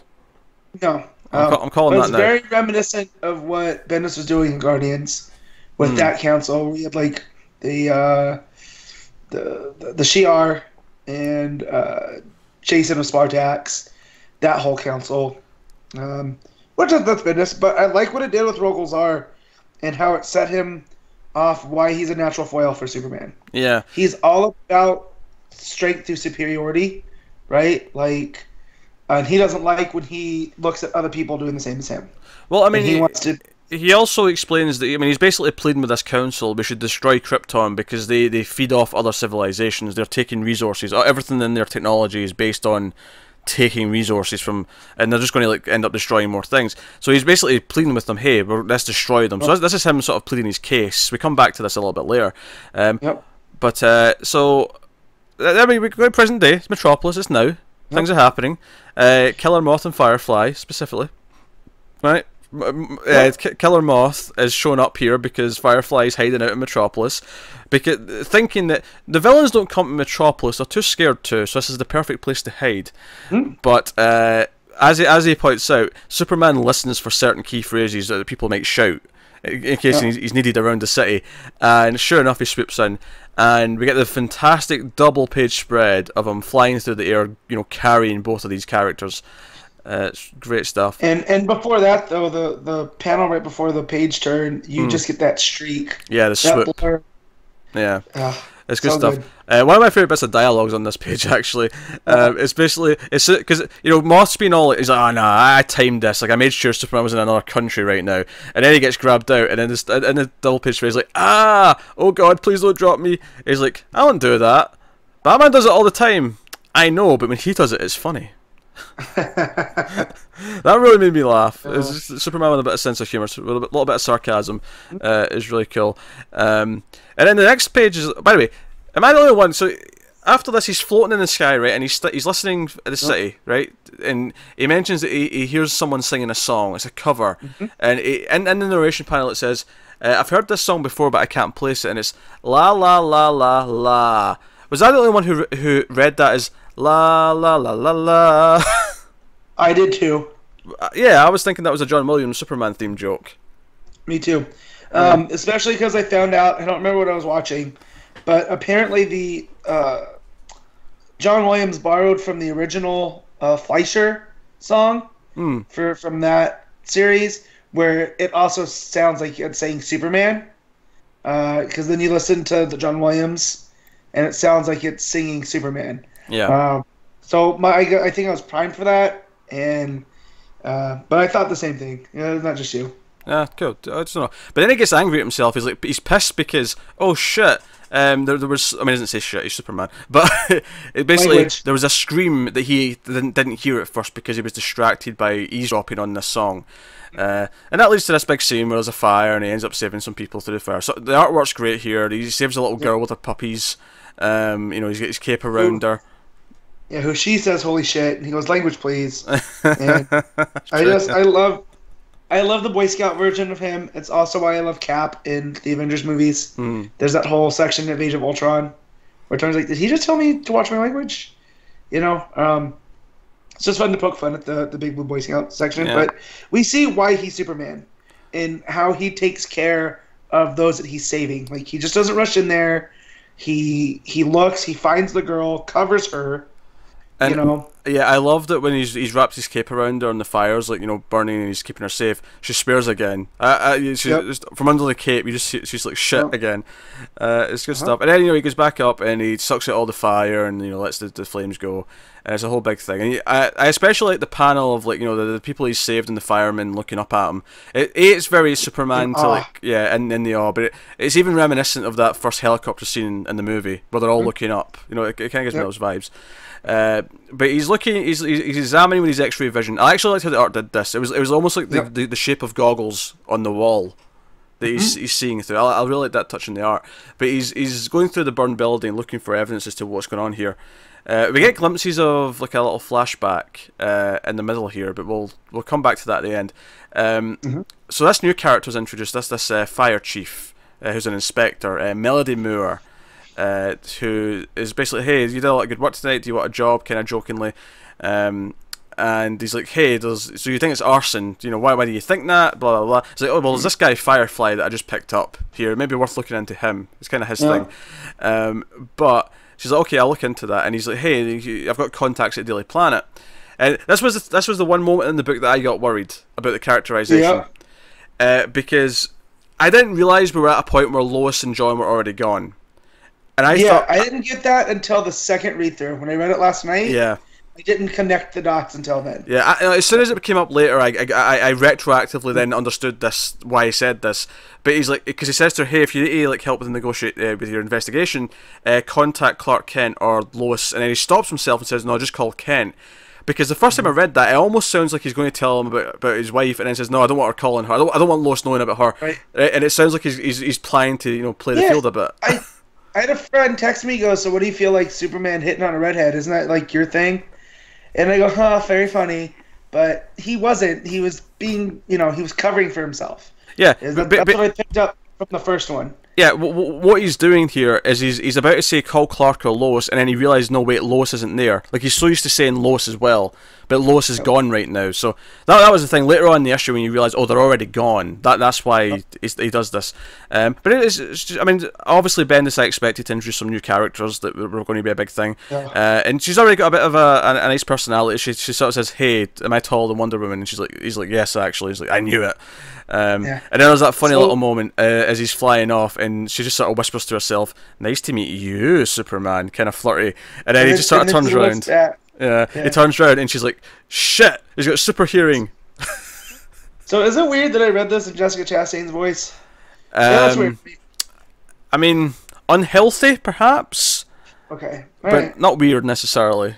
But yeah, and I always, when I always describe the difference between Superman and Batman, and again, I brought it up a couple times before, DDO nailed it, whereas Batman's a cop, right, and Superman's a firefighter. So to see Bendis latch onto that, and that's like one of the first acts you see him take care of in this book, which is a new, jumping on point for people. And then the first new supporting character you meet in this issue is this fire lady, who's an investigator. And I hope I feel like we're gonna get more of her. But there's also from was it the Action Comics, that new reporter that's there? I think that reportedly will be more of an Action Comics thing, because that's the Daily Planet focused book, and then maybe this character will be more of a Superman issue. Because you see her in the background when they go to the planet, like she's standing behind Perry at one point. Yeah. But so we cut to the past again, and it's Rogol Zar, and he's just. I actually really like this page. I thought this issue did a good job of making Rogol Zar not just look this generic villain. Like his motivation's actually a little bit more interesting, and I think it's interesting because the Guardian who was in the circle shows up. Apa Ali Apsa. He's got a really fun name to say. That's why the Guardian stopped getting names. Just because But he shows up and he's basically like, you're letting your personal feelings cloud your judgment, which is interesting because what is that personal history? Because his reasons for wanting to destroy Krypton are like, hey, they're going to infect the rest of the universe, and the Guardian here is like, no, like, let them rise and fall on their own. Like, if they're going to have a demise, it'll be their own doing, and it leaves Rogol Zar like saying, but please, like he's actually pleading almost, and then that full page spread of him just like kneeling down, and it's the darkness behind him in the cave. It's a really great page, but. Yeah, well, and he's more than just this meathead for Superman Punch. Whatever this thing, and I feel like this council has used him before. And that's why he was calling in a favor to let me destroy Krypton. So, we all know that he has something to do with the end of Krypton. I don't think it's going to be that cut and dry. I think he believes he does. I don't know if it's going to turn out I think the planet was going to blow no matter what, and whatever he does there... he feels like he's responsible for it, so he takes that on, and he's such a zealot. But that's going to be his thing going forward. He's so anti-Krypton. Obviously he's going to hunt down the remaining Kryptonians. That's going to be his thing. But this, this personal history. What did a Kryptonian do to him, or his family, or someone he cared about in the past? What? And I'm hoping it's not someone from the House of L. Like I'm hoping we get a little bit more depth on Krypton. So what if it's a Zod? What if it's like Zod's grandfather or something? Watching Krypton, I really like what they're doing with the House of Zod and House of L. Yeah, how far are you in? 2 or 3. I can't remember. Right. I just want to know what not to spoil. You're not at the really great stuff yet. Yeah, no, not yet. I'm taking time. I'm watching a little Riverdale here and a little Saw here. Oh, drop Riverdale. Drop that faster than a ton of bricks. We all know why he's watching it. No. That's the show that I watch with my wife when she's not watching Forensic Files. Oh yeah, nothing to do with Cheryl Blossom. Nothing to do with her. Yeah. No, I mean, what do you want? I can't. Anyways, I didn't realize what you just said, and it came off real bad. So I'm going to talk about Superman now. Yes, he likes redheads. That's the joke, people. And so we come back to present day. We're at the planet, and Clark's doing his story. And we get classic Perry here. He's like, "Hey, you got something good for me, Clark?" And he's like, "I've got arson, Mr. White. Arson? I'm looking for blood-curdling, city-wide conspiracy, and you bring me arson. Multiple counts. Still arson, Clark. Still arson." But still, arson? Really? Yeah, it's good stuff. And he has a moment where he looks. We see the stand-up of Lois that we got in the was it whatever one it was, the DC Nation or the action. I think it was the DC Nation. And Clark looks at his photo. And so we get the sense that something's happened here, and this is what he was having a little sort of audio flashback of at the middle of the issue, and the flashlight kind of emulates what happens here at the end of the book. So we get this flashback, and John's there, and basically John, he's grown up a little bit, and his Superboy suit doesn't fit him anymore. His jacket doesn't actually fit him, and he's like, hey, it's called a growth spurt. And there's a little joke about how Lois is like, oh, you can join the legion of kids that are old enough to fix their own problems. And we see that, everything's fine. And then there's a bright light out of nowhere. And then the last page, but it's worth mentioning as well, the last two pages are Fabic on the art. Yeah. It switched artists for whatever reason. Who they're calling J Fabic now. So I thought his name was Jason. Unless there's another Fabic that I don't know about, but I don't think so. I don't know about, but yeah, because it says, because when I was going through the credits page, because here it comes from the multiverse, we look at credit pages, that... I guess J could be short for Jason. It could, but even when I met him, and this is not a name drop, but when I went to that con and met him last year, he was listed under Jason Fabic, not Jay. He's always been credited as that previously, but maybe he just... Changed his mind, maybe. It's worth mentioning Comixology has him up as Jason. Okay. So he is doing one of the other issues, right? I thought he was doing the next one. The next one. Right. I wonder if it's because the next issue is going to be a lot of this backstory stuff, and that's why they're choosing him to lead into it. So you've got this bright white light, and you just hear, Dad, what is Clark ? Like, so it's like this mystery of what is this white light. This is actually my only critique of the book, honestly, is that I feel like this cliffhanger comes out of like almost nowhere. Left field. Yeah. I'm sure it'll be fine in terms of when you read it all together. It's just for the end of the issue, for the issue to sort of wrap up to its conclusion, it feels very sudden. That's my one complaint, really. So you want to make some guesses on what's going on with Lois and John? Because I have some thoughts. You start off, Matt, and I'll bounce off you. We know this council's been around for a while, right? But they might not be who's still in charge. But I have no reason to think that they're still not watching out, even if it's just the Guardians. So if they get word that Rogolzar is coming to clean up, right, and attack Superman, because we know that's where this is going, then maybe the council feels responsible for this. And so they offer to fix stuff within the universe with Lois and John. So you think they've taken them for protection? That makes me wonder, does Clark know that Rogolzar's coming then? Because I feel like if he doesn't, I feel like if Lois and John are just taken, he doesn't know where they went, and he has no indication, I feel like he would be obsessed with finding them. It wouldn't just be like how he's doing. He wouldn't be going to work and doing normal things. Yeah, and so maybe they'd like, well, you need to face this on your own. This is your... To borrow a term, this is your birthright. You need to deal with this guy. We can't help you, but we can provide for your family.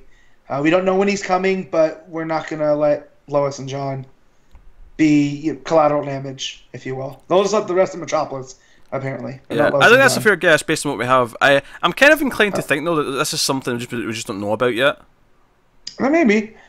I want to see more of this council. So, and even if it's Ganthet, on this now, and whoever. So isn't it cool that Bendis in one issue is already starting to play with other corners? So he's already got a Guardian in there.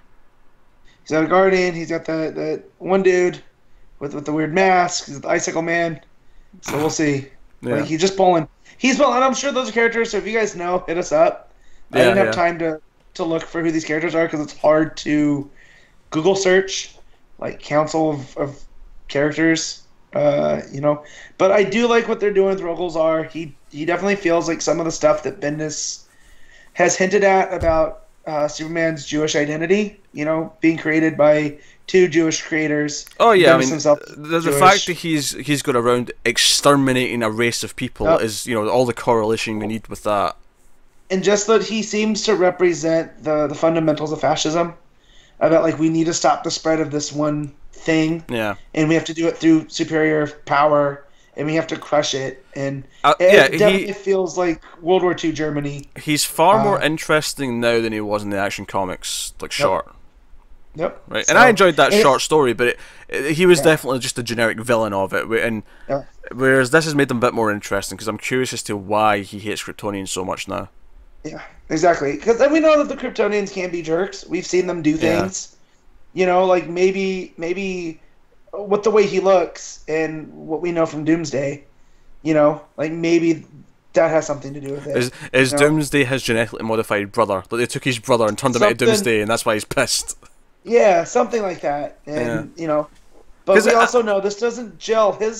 I don't know how long ago this is. But I just want to say, Matt, before you go to something else, I just want to say, as much as I'm joking about that would actually kind of in a way, maybe it's not his brother, but if Doomsday turns out to have come from this race that Rogol-Zar's from, it would explain why when everyone saw me went, oh, that's a bit Doomsday looking, just with you know more clothes and stuff. Yeah. Well, and if you know Doomsday's origin about how he was killed and revived, and they killed a different way, and he genetically remembered everything, that's a very cruel thing to put any kind of creature through, you know? And if you're, you know, even if it's just someone from his own planet, and he hears that the Kryptonians have done that, then, yeah, he's, in his own way, he's justified, which, those are always my favorite kind of villains. Like, that's why I love Lex so much, is he's justified in thinking that Superman's bad for Metropolis. You know, because things were going great until Superman showed up. But yeah, so I really enjoyed this issue. I feel like Bendis has a knack for the character. Yeah, I think the attitude, the inspiration, the hope of Superman is kind of on the page. Like it's there. Like it already feels like the start of like a prominent Superman run. Like you know, and I feel like that's something Superman needs a bit more. Yeah, like because I felt like Tomasi and Gleason was going to be that, and then it kind of filtered out a little bit. And well, that happens. You have Johns come in and he has an awesome run from Action, but then it dies off, and then it's you know it's fine, it's readable, and then it'll pick back up again. There's not these long consistent runs like Batman's had with you know Frank Miller with Year One and all that stuff, and then Snyder and Capullo, and then even Grant Morrison in his run, and now King with his run. Like there's just not runs of that size, you know, post-Crisis for Superman.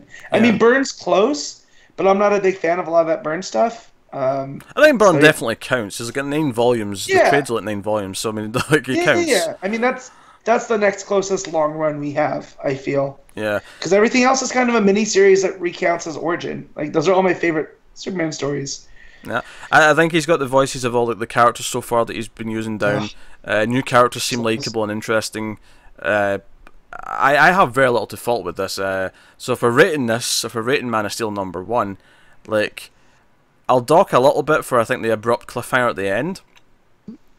But honestly, I think I have to go with a 9. Like I think I'm hyped for this. Yep. Me too. Gave it a 9 as well. So. Yeah. So 2 books so far, and they're both 9s and up for me and Matt. So already we're hitting strides here. All right, let's move on then to the third main event book of the week. This is like WrestleMania. I know. Yeah, but this will be more satisfying. Yeah, well, and it might be 5 hours, but you're gonna love all 5. Damn it. Yeah. All of this is not just to push Roman Reigns at the end, Matt. So. This is Justice League No Justice #3. Scott Snyder, Joshua Williamson, and James Tynion the fourth, with Francis Manapul on the art. So this is wrapping up No Justice and setting up, very clearly setting up the Justice League books that are coming up. There's a few pages at the end that are just flat out saying, here's this, and this coming. So it was good.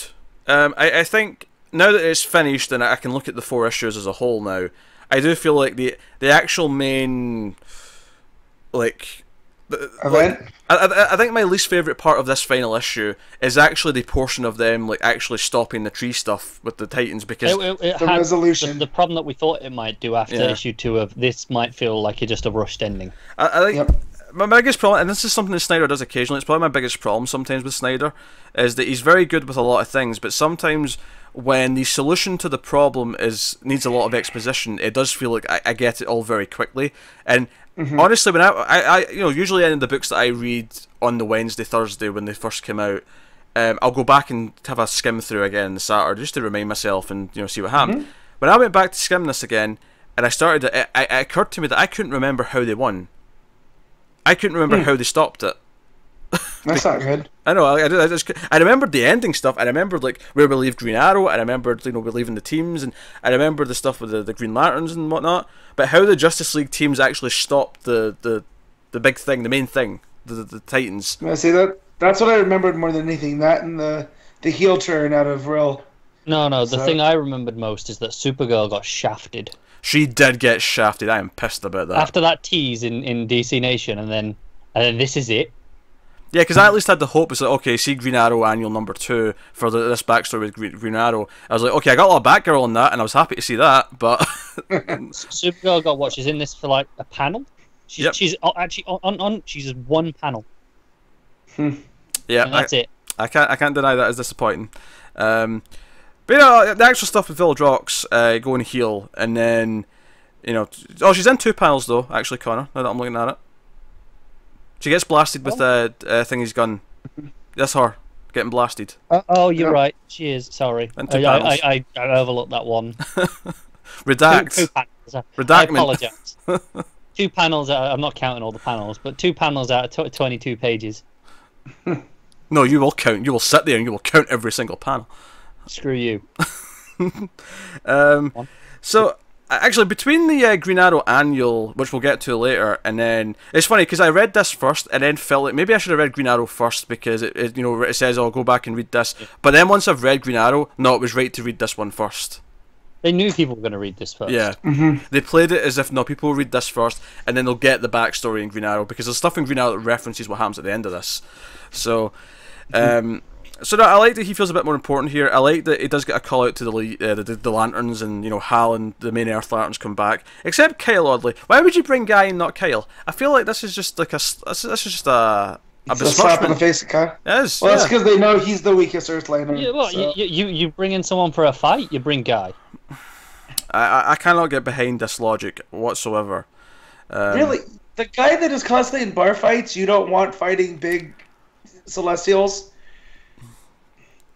Not over Kyle. I'm not mad at Guy being there. I'm saying if you're leaving one out, I'm pissed that he's the one left behind. Anyway, you gotta draw something. Maybe write a poem. But yeah, so Amanda just wants to nuke things, and of course, Classic Waller. This is when the Justice League teams actually show up, and they're at Bella Reeves, so that's why it's the entropy team here, because all the teams go to the various trees. Because this is why, if I have to critique some of the small details here that kind of bugged me, I thought it was weird that they set up a big thing of like, oh, we can't get back, the ship's not working, and then the resolution to it's just like, use your mother box to like jump. Hey, Cyborg. Yeah. You know that thing you're really good at, teleporting us to and from places? Why don't you do that again? Yeah. It does feel almost a little bit like Snyder's played into the joke, doesn't it? Yeah. I think he was. Because I think for me the Green Lantern's entrance was a lot more impactful than the entropy team entrance.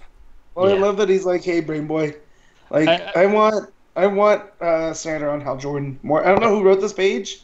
If it was Williamson, Tynion, or Snyder, but either of them, get more of them. I want them on Hal. I do like that. This issue again starts with the lanterns at the source wall. It's a nice wraparound to the first. Yeah, there's a bookend kind of quality to that. That's quite nice. And then the plan, which again, I feel like there's a lot to soak in here. But they basically have to, first of all, rebalance all the trees so that all the energy is kind of equal, and then they take the seeds from the trees, combine them into one, and each one has to be like fused with that energy. So various characters touch them, and there's a little bit where Deathstroke tries to fuel the entropy one, and he can't, and it's like, so Deathstroke's not as entropic as we thought. I think that makes sense to me because he's very much struggling by the job. Right, that's true. That's fair. He causes chaos, but he isn't himself chaotic. But Lex, on the other hand, does fuel this thing, so that's very interesting for going forward. And and whatnot. I think this issue neatly sets up that he's probably going to go away and start the Legion of Doom. But that Legion of Doom, I feel like they're not this sinister, mustache-twirling group of villains. They have a purpose. The Joker's on the team. Yeah. But hear me out. Is this arc's going to be all about balance? Every team needs a wild card. We're going to quote It's Always Sunny to justify the Joker being on the Legion of Doom. All right. That's where we're going. Give me Charlie if Day's Joker just goes wild card, bitches. Is that a Charlie Day thing? I never watched. It's a Charlie Day thing. On he basically, there's an episode where they're doing a plan, right, and they're all driving towards this place, and then just randomly as they're driving, they realise the brake lines have been cut, and he's like, "Yeah, wild card, bitches," and then he just jumps out the back of the van. It's just so random, but it's really funny. I want that version of Joker more than I've ever wanted it. If we could have Jared Leto. So, and then once they've fueled the things, they combine the seeds, and then the plan is to shoot the seed into the Entropy Titan, and then the other 3 Titans will want to eat him instead because he'll be the one that's attracting them. The comics, so basically. Yeah, it's so over the top. I feel like that entire logic could have been spread out a little bit more for me to soak it in a little bit as before we got to that moment. It was like 3 pages of just solid exposition. Yeah, to explain that. I'm not sorry that I read all this. I just wish I didn't get so excited to read it all. You know? Like, I put a lot of the burden into this. Like, oh my god, this is going to be so awesome. Manapul's doing all the art. Then he didn't. And then it's going to be this awesome team up, the different teams. And it's kind of like, well, we only see them separate into teams a couple times. Oh, but we get Village Rocks. Oh, but he's a bad guy. So I'm just like, you guys, they're getting me. Like, they're working. And it's worth mentioning, he sneaks off. He's still around. Vildrox is not done. He's probably going to show up in Snyder's run at some point. He's definitely not the extra Justice League team that was teased at this point. Not now. But that said, I do see Legion coming up. Yeah. And then him having his face turn again in Rebels down the line. Maybe. So. But there's definitely plans for him. I do like the touch, though, that Hal's going to shoot it with a Green Lantern like construct gun, and then like Oliver's like, hey, I've got the best aim here. Like, make an arrow. You're always a shit shot. Let me do it. So I like it. This actually felt like it elevated Green Arrow quite a bit. This little mini event. So I'll applaud it for that. And then it goes to the whole like sort of epilogue narration sort of style, where it starts like narrating in the third person, and talking about everything that's happened. And we see the team. I love that we've set up this rivalry between Martian Manhunter and Lex. I think, as much as I have some critiques of just the kind of the rushed like and arguably convoluted logic of some of the main villains here, I do like where it leaves everything for the actual books. I think all the characterization has been fantastic in this story. All the little interactions between characters who usually you don't get, like Lex and Martian Manhunter. Yeah. Batman and Damian with everybody. Damian with everybody. Starbro with everybody. Yes. Rest in peace, big guy. Yeah. He'll be back, don't you worry.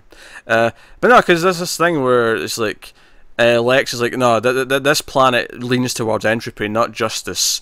So that to me says, oh, he's going to have to start his own version of the Justice League, which is not justice, though. Hence Legion of Doom. So it makes sense. But I love that. Like, there's this weird rivalry with Martian Manhunter, given they're both kind of the smart ones. It's a really nice touch. And they're both bald. That is also true. Yes. I mean, John's is by choice, though. Yeah, he can have hair if he wants. If he wants hair, he's just like, all right, cool, hair. Yeah, no, I know. Just making a joke, guys. Like, I'm taking my spot. Maybe that's it. Lex is jealous that Martian Manhunter could have hair whenever he wants, but he chooses not to. He chooses to. Lex. So to get to the setup stuff then, so we know the source wall is broken, which actually they mentioned at the start that the multiverse is dying. Now I assume we're going to fix that at some point, but at least for now we're on a clock. But we have Batman. I was not expecting the setup for the Outsider stuff here, which by the way, if they are still denying that there's an Outsiders book coming, they're damn fools. Like we get it. We're getting an Outsiders book. We just announced it already. I want to stick to their guns. Like, just be like, yeah, I don't know what you guys are talking about. Outsiders, Black Lightning didn't show up in Justice. That's I'll be honest. Them just keep denying it now is almost a joke. So they might as well just stick with it and play it. I guess. I mean, I don't know what you're talking about. Yeah, because Black Lightning's in the Batcave, and Batman's like, "Hey, I need you to, start a team, and this is something we can't do publicly. This is not a league mission." And and he's like, "What about the Nightwing? What about Robin?" He's like, "Nightwing's got a mission. Robin's Robin, and he's decided to do his own things his own way. We need a team that can do things on the outside, with the outside bolded." Yeah, speaking of this teasing, they keep denying it. Have you guys seen what Snyder's doing now? No, what? No. So he's setting up his own YouTube channel. I saw that he was interested in doing that. I never saw what he's doing on it though. Yeah, no, it'll all be like behind the scenes things, interviews with other creators. He said it will include teases of upcoming stories, which means we'll get a shit ton because he can't help himself. And he said that the whole idea is all the profits will be going towards charities that help with comics. He wants to funnel some directly into comic shops, stuff like that. Oh, that's cool. I didn't realise that was the purpose of it, but that's actually quite cool. Yeah. That's the whole point. Is why he's doing Snyder. Yeah. Solid dude. And so I think that's starting pretty soon. He said he's already done his first interview. yeah, so Martian Manhunter then gives Green Arrow a kill switch for the Justice League, and it's a little box. We don't know what's inside it, and it was made clear in Green Arrow's issue itself that he has no idea what's inside this box. But whatever it is could take down the Justice League should that need to happen. Do we speculate here or in Green Arrow? We'll say for Green Arrow. Green Arrow will have a bit of meat. But I like this. Obviously, we'll talk more about this choice here, but it is here, so it's a nice little tease. And we get a 2-page layout, basically split into 3, and it's like showing that they're building things and whatnot. And we see that the Odyssey team is going to have the Brainiac ship, and a clear reference to the classic New Teen Titans with Starfire and Cyborg, where Starfire's like, as Richard used to say, and she gets like a phrase wrong. So again, whenever they have Cyborg and someone from the Teen Titans kind of reminisce about being Teen Titans, he suddenly becomes way more interesting because he feels like he fits with those characters. He belongs so much more. Yeah. It's like Richard used to say, it's the Wild East out there. West. Classic Starfire, right? Yeah. Yeah. Oh, it is Wild West. Yeah, and it sounds like there's going to need a little bit of justice, so I can get down with that. Yeah, and we got Zatanna and Wonder Woman. Also, is there they're at the magic tree, right? The wisdom tree. Yeah. Is that going to be their base? Because obviously we see that Cyborg and stuff out here. They're at the Brainiac ship that they're going to have. Shoot, why not? It could be. I mean, I wasn't necessarily taking this as all these are actually their bases per se. It was more just that they're investigating this tree because that's what they're looking into, and it'll lead to this stuff. Because obviously we know they've got teleporters to the Hall of Justice, that's so true. That's not their individual base. I think I would assume the Dr. Fate's tower, but I mean, that's fair. That's just a guess. I don't know. I mean, they're right next door either way. Yeah, and then the final panel in this 2-page spread or 2-page layout is the actual main Justice League team, and I am actually jazzed about this. They make Martian Manhunter the chairman. He's the leader of the team. Yeah, and perfect. Hawkgirl's just hanging around. Yeah, Hawkgirl's on there. Hawkgirl's there. But I like this. They don't really address her. They're just like, yeah, she's here now. Because I've always thought of Martian Manhunter as the leader whenever the team's actually together. He's their elder statesman. I always feel like even if he's not on point to lead, even Batman and Superman will look to him for direction. So it's good that he's now actually in charge. Yeah, no, I like it. I like it a lot. It feels like it's really correct and like stuff that Justice League should have been like since Rebirth. Well, since New 52 really, but especially since Rebirth, since it was fixing so much other stuff. Instead, we got Brian Hitch. Yeah, and then the final page is just instead of saying no justice, it says new justice, and we get the 3 teams and different panels. It's like, hey, buy all these books that are coming out soon. Yes, we're going to be bankrupt. Thank you very much. Well, done. They're already locked down. Especially that Justice League Dark. Look at that panel there of the Dark team. I'm like, yes, give me look that. at the Odyssey team. And correct me if I'm wrong, but this is all different artists, right? This is all the... I believe so. It doesn't look like Manapul, but it could be. It doesn't look like Manapul. They all look different to me is the point I'm making, though. They all look different artists. Yeah. So unless Manapul's jumped and done some vastly different styles for... Which wouldn't surprise me, because it also doesn't look like Sejic. If I'm going to make another critique of the issue, by the way, I do think compared to issues 1 and 2, I think this is the weakest Manapul art of the 4 issues. Yeah. I think it's a bit more traditional Manapul. You know, it's very much okay. Here's the thing, right? Yeah, it wasn't blowing me away. Like there was so many atmospheric little moments in the first couple issues when it was his art, whereas this one I felt like it was just getting the job done. I do wonder if this was a little bit more rushed this issue. Yeah, I don't know, because a lot of the stuff here is on Earth, whereas it wasn't before. Like all the stuff with the source wall, like I still think that looks phenomenal. Like all those shots. So I don't know. I wonder if it's just him trying to do a bit of a different palette for Earth compared to all the other atmospheric stuff that we're doing out in space. Maybe right. Just looking at the credits though, no one else is listed except Manapul. Yeah. It makes sense though if that's what they did. They got like the regular artists from the 3 books to do those panels at the last page. Yeah, because it does look like different artists, but then, like I say, it doesn't look like Sejic for that top panel. Yeah, you're right. It doesn't. No, it doesn't. But I'm not sure. But hey, I wonder if they were just like trying to match the color palettes that those books are going to have. I think so. I wonder if I'll have a quick check of like Snyder's Twitter, see if he mentioned anything. Oh, it seems like the sort of thing he might have mentioned if he had.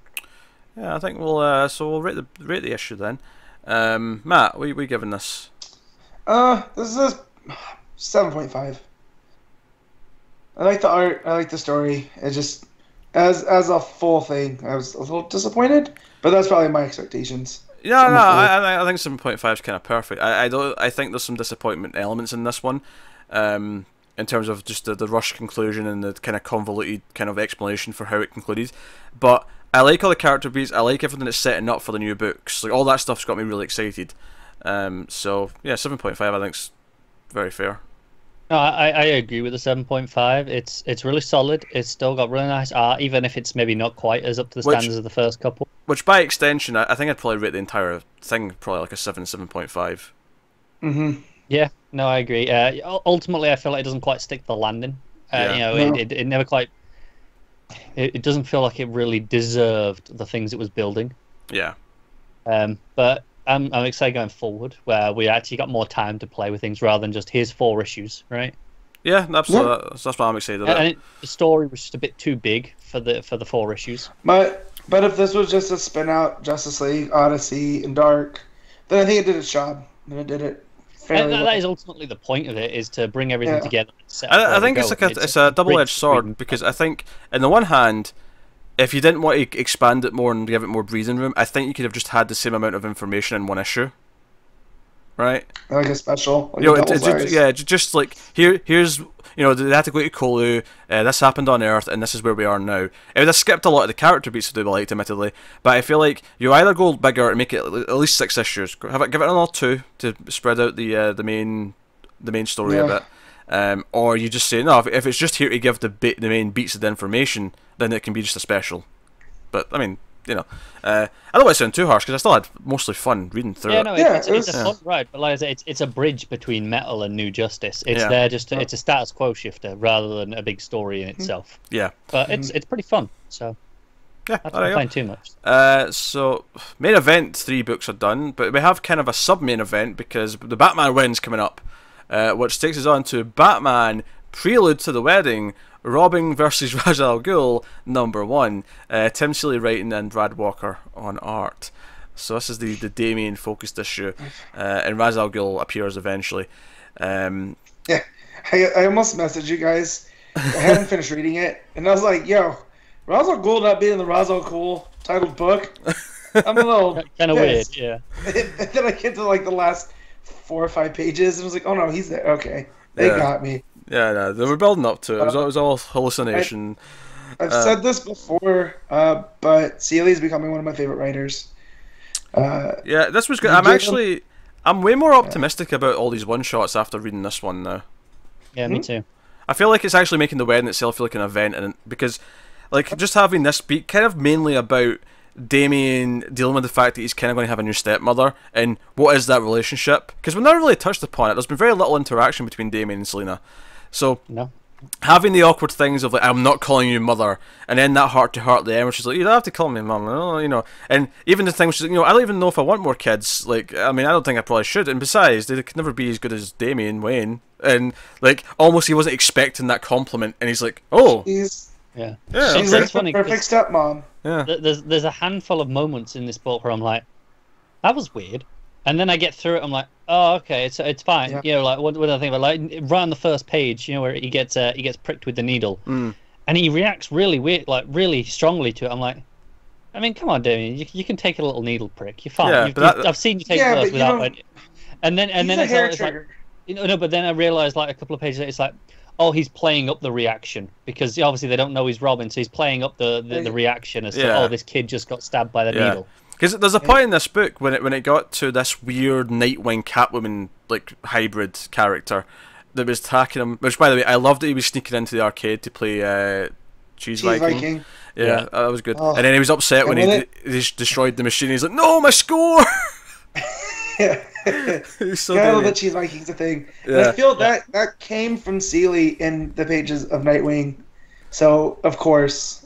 Yeah, you know, Cheese Viking makes its grand appearance here. Yeah, I like this character that they gave him to fight Aion. And it's a winged lion, which is also a chimera, so it had that poison whip. Yeah, but like you say though, my first thought was cool. It's a Nightwing suit with the Catwoman head. That's basically what the suit is.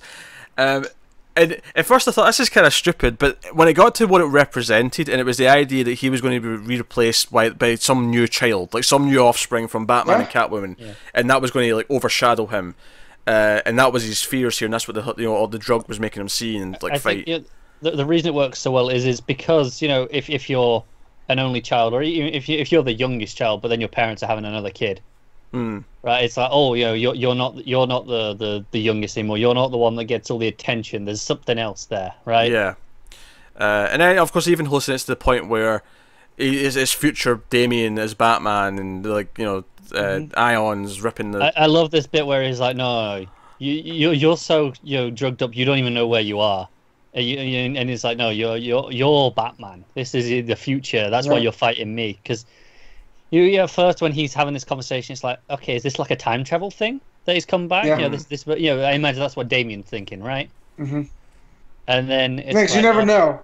Right, exactly. In the DC universe, you never know. Yeah, it's a comic book. This could be time travel. Sure, why not? Right, exactly. So he's like, okay, is this some alternate future? You know, this thing come back to fight me? And then it's like, oh no, this is the future. You're Batman. You're just reminiscing about this because you're that high. I'm like, okay, that was a nice twist. Yep. Yeah, no, it was. I like the stuff with Roz and him explaining, or Selena explaining. She knows all his history, what he was meant to represent, and like the constant struggle he's having. That he wants to be a Wayne, but deep down he's also all Ghul, and he wasn't actually carried by his mother, so he's much more attached to Bruce. And I feel like if I can get more of Damien and Selena, like bonding, like mother and son, I feel that's great for Damien as a character. Yeah, actually, this was the exact line I was referring to earlier. I'm on the page now, and I don't think I'd be lucky enough to have another Damian Wayne. That's actually a really sweet line. I was not expecting this to hit the sweet notes. Also, I love that when she comes in after the hen party, she's got like, you know, the bag of all the gifts and stuff, and there's a little like Nightwing topper straw thing. Yeah, I love the idea that he is like a complete sex icon. Not playing it up. Yeah, not intentionally. It's not like his doing, but he's just become this thing. He doesn't own himself anymore. Yeah.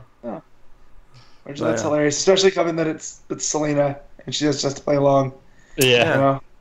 So. But there's a I was going to say there's a little setup at the end for the next issue. There's a little epilogue where we see Raz. He snaps. Well, I say it's a setup for the next issue. I think they'll be teasing this in all of them, but it's ultimately building up to what the story's going to be in the main Batman book over the next few weeks or few issues. So basically, like, he's ninja has his eyes gouged out, and there's been some sort of attack. He's killed all the rest of the ninjas, and I actually got he was talking about the Joker here because like, he was asking if we were invited. We got invites, and I'm like, oh, it's the Joker. And then the final page is that all these. And by the way, maybe they're overpowering the Joker a little bit here because he's killed all these like League of Assassins. Yeah, that threw members. Me. I was like, you know, Joker's good, but he's never been hand to hand. That's never been his strong point. It's trickery and all these little things that he does. He could have got them all into the room, and then, you know, had a kill machine or something. We don't know. I mean, sure, but there's like swords through some of them, spears through others. I'm like, what the hell happened here? When I got to that point, I wasn't thinking that critically, so touche. I mean, it doesn't really bother me too much. If they want to go back and explain how he did this, then yeah, it's just a little weird though, right? I don't know. Maybe he gassed the room first, and they were all kind of half knocked out when he came in. You know? Yeah, I like that it adds to the mystique of Joker, and I like also the idea of Ra's almost being the ex-father-in-law, going like, "Oh, okay, well this thing's happening."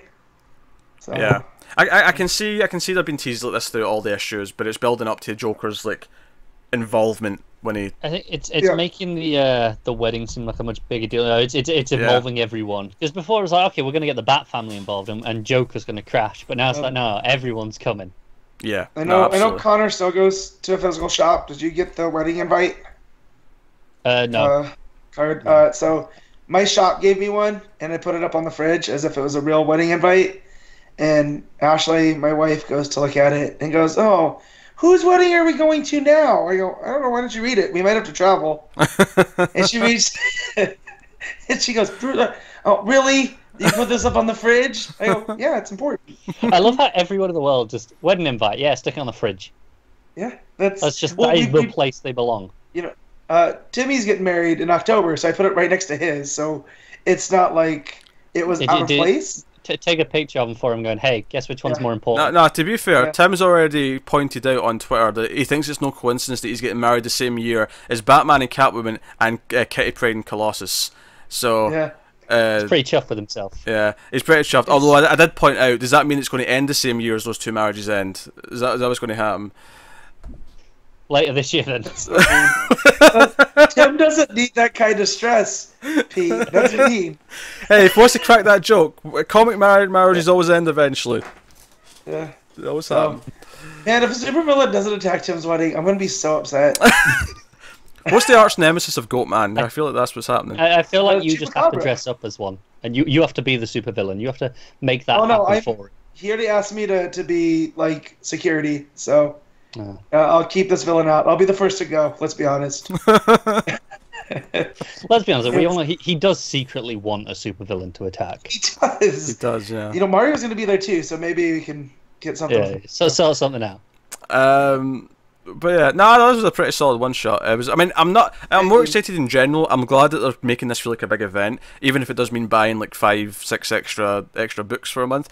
But yeah, I don't mind. I like this type of stuff. Yeah, it's just weird that it's hitting the same time as Man of Steel. So you know, it's a high. It is. I do month. like it more after this one. Before though, it felt a little cash-in gimmicky, right? Oh, let's make a big deal. Let's get all the extra issues out of it. If all of them are about how it affects that person, which is why the only one I'm really skeptical about now is like Harley's issue. Like, okay. Yeah, that's a cash one. I mean, I guess maybe the argument in that one is it's how the Joker being obsessed with it's affecting her rather than the wedding itself. Maybe. See, I think something that you could be an interesting way to play it is, you know, because Harley has that history with them as the Sirens, with her relationship with Catwoman. That's if you play it from that angle. Oh, true. Yeah, it could be Selina's connection to her rather than Batman's connection. Yeah, I think your mic's going. Yeah, mic's going. So we should rate the book then. What would you give it, Connor? Well, I give it a solid 8. I think it's pretty great. Matt? Me too, an 8. And I'm not just copying. I had that in my brain before. I really enjoyed this issue. Even the art, it matched really well. Yeah. But yeah, I can't really argue with it. 8 sounds good. I don't like going any higher than that, but I feel like 7.5 is going too low. So kind of all lining up roughly today, aren't we? We are, yeah. Look at that. Yeah, so which means Connor give Man of Steel a 9. Sure, it gets a DNF, but you know when you get a DNF on a race, it's like, well, I mean, they could have been first if they'd finished. I mean, Man of Steel could have been a 9. Hypothetically. That'll take us on to Green Lantern's annual number 1. Andy Diggle writing this and Mike Perkins on the art. Now, I typically get very skeptical whenever there's an annual for a book where it's not the regular writer doing the annual. Often it ends in kind of a weird, like, this is just exists so there's an annual and it's never really feels important or whatever. I was pleasantly surprised with this one. You can do far worse than Andy Diggle. Right? Well, I mean, yeah, of course. I take a a very different approach to you on annuals. Like, when it's a writer I don't know, sure, I'm a bit trepidatious because I'm like, okay. It was different here because it's like, well, I know I like Andy Diggle, sure, I'm in. Yeah, but to be fair, I mean, this is the guy that when annuals are just an unconnected one shot. I'm like, yeah, just give me a one shot based on these characters. That's fine. It's kind of hit and miss because I like when it feels like I'm getting a bonus to the regular story, and it's like going to give me like an extra chapter that month. Like that's when I get excited about an annual. But there can be because I don't like that where they feel like I have to get. I feel like it feels essential. Where I like where if I don't want to read, if I don't want that annual, if I don't have the budget that month, I can leave it. I mean, I see the arguments for it. I mean, ultimately, there's no correct way of doing it because both happen all the time. But I thought the art was pretty great. There's one or two weird faces, but overall, I liked how moody the art felt for what it was doing. I'm mixed on the art. I think the first half of the book, the faces are all over the place. The back half, they're fine. I like the it's the deep inks. I thought it's a really inky art style. I thought. Yeah, but there's something about the faces in a lot of the key moments in the first half that just don't land for me. Well, which is a shame. It upsets some of the flow for me of the book. I was digging the art though.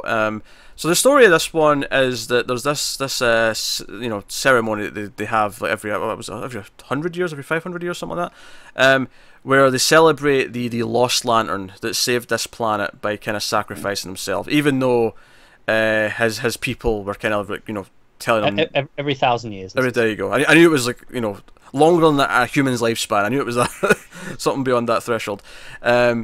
And the joke here is that Jessica's done her research because she's like, oh yeah, we have to give a speech. So I've researched all this stuff about this planet and this race. And Baz is like, we have to give a speech? What? He's like, I'm just gonna wing it. Yeah, get the notes. And the joke, of course, is when they get to this planet, the alien race here, like, oh, that's inappropriate. You can't do that. Oh, you've altered the Green Lantern suit. That's inappropriate. Everything's inappropriate. They're super strict about everything. He does a Damien Tusk.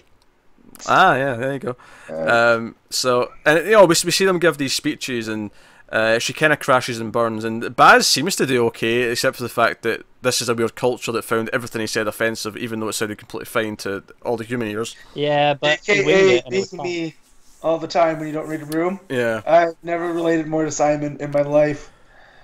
Yeah, because it was he's referencing his own culture. That is inappropriate. Yeah. So, and Jessica crashes and burns. She has to go off and be herself, and Simon knows her well enough. No, Hal, John, leave her. Like, she just has to go be on her own. But she ends up getting attacked by this construct, these tentacles that come out of the ground. And it turns out that the first Lantern is actually not dead. The Lost Lantern. Sorry, slip of the tongue. The Lost Lantern is actually something else. So it is something else. Careful. But the Lost Lantern is actually kind of in a hibernation sleep inside a construct, and it protected like. Not the planet itself, but he was protecting like everyone he could, and then like the explosion of the sun covered the construct in rock, so it's like a moon or a planet now. And Jessica's trapped in there. The All Lanterns go to investigate, and then they end up getting captured as well. There's some funny stuff here. I was cracking the jokes when they're all like, in the chains or the big locks they're in, and it's like, right guys, we have to work together. Our willpower, we can do this, and they're like. And then nothing happens, and a panel later, Baz is like, so who wants to play I Spy? Yeah. Diggle has such a handle on these characters. Yeah, I almost wonder if let's say Sharp and Morrison aren't coming. I would love for Diggle. I would not say no to Diggle on any ongoing book DC, because I think he's such a fantastic writer, and it's been a while since we've had him. I think underrated. What was exciting to me about him on this book here is how well he does with Simon and Jess. Because obviously, I kind of expected, okay, so, all the other Lanterns are kind of the old guard. Like, I expect that he's worked with them before in some capacity. He knows his way around them. Sure, yes. But with Jess and Simon, like, they nailed them so perfectly. The jokes, like, when the alien says, "Are you readers?" And, like, what, us? No. And, it's that awkward... together. Yeah, that awkward comedy moment. Like... He nailed the dynamics so well, and Jessie's anxiety and like overconfidence, and the whole thing where she's like, "Oh, give me like a moon falling out of the sky, I can handle that." Like, but public speaking, very much like a workplace comedy. Yeah, like, this could easily be Brooklyn Nine-Nine in its tone, because I could see this being, Jake and what's her name, the dark-haired girl, not Amy, the other dark-haired girl, Rosa. Rosa. Yeah, this could be Jake and Rosa having to do a police function, and then getting there, and it's not appropriate. All right, so No, but she is the Amy though. She's really overprepared. Yeah, I feel like she's more the Amy than she is the Rosa. Well, I was just going with an odd couple that play off of each other well. No, I get that, but the Amy and Jake does play specifically here, where she's like, really overprepared, all the research, and he's like, I'll wing it. Yeah, Connor. I love that Matt just essentially pitched Brooklyn 2814, but yeah. Yeah. So I'd read the hell out of that. Yeah. Salak is Holt, and you got Terry as John. No. God, my brain is a piece of garbage today. As Kilowog. Give me. Oh no, that works. Yeah, as a Sarge. Yeah, Terry's Kilowog. Like John being because Terry's the desk sergeant. That's kind of John's role as well. Kinda, yeah. Or you could even have him as Holt.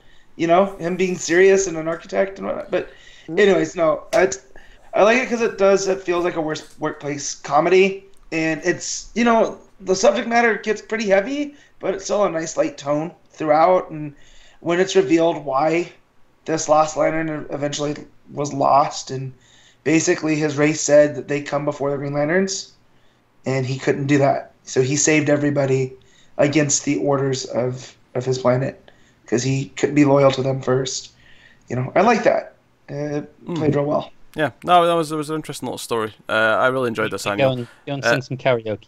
Yeah, and they sing some karaoke at the end because this will how we get over it. Because they take his ring away and they're going to sentence him, and like, oh yeah, you owe a million years and and stasis. And it's like, but you've already paid it. It's going to be retroactively. Yeah, time served. Yeah, time served. You've already done it.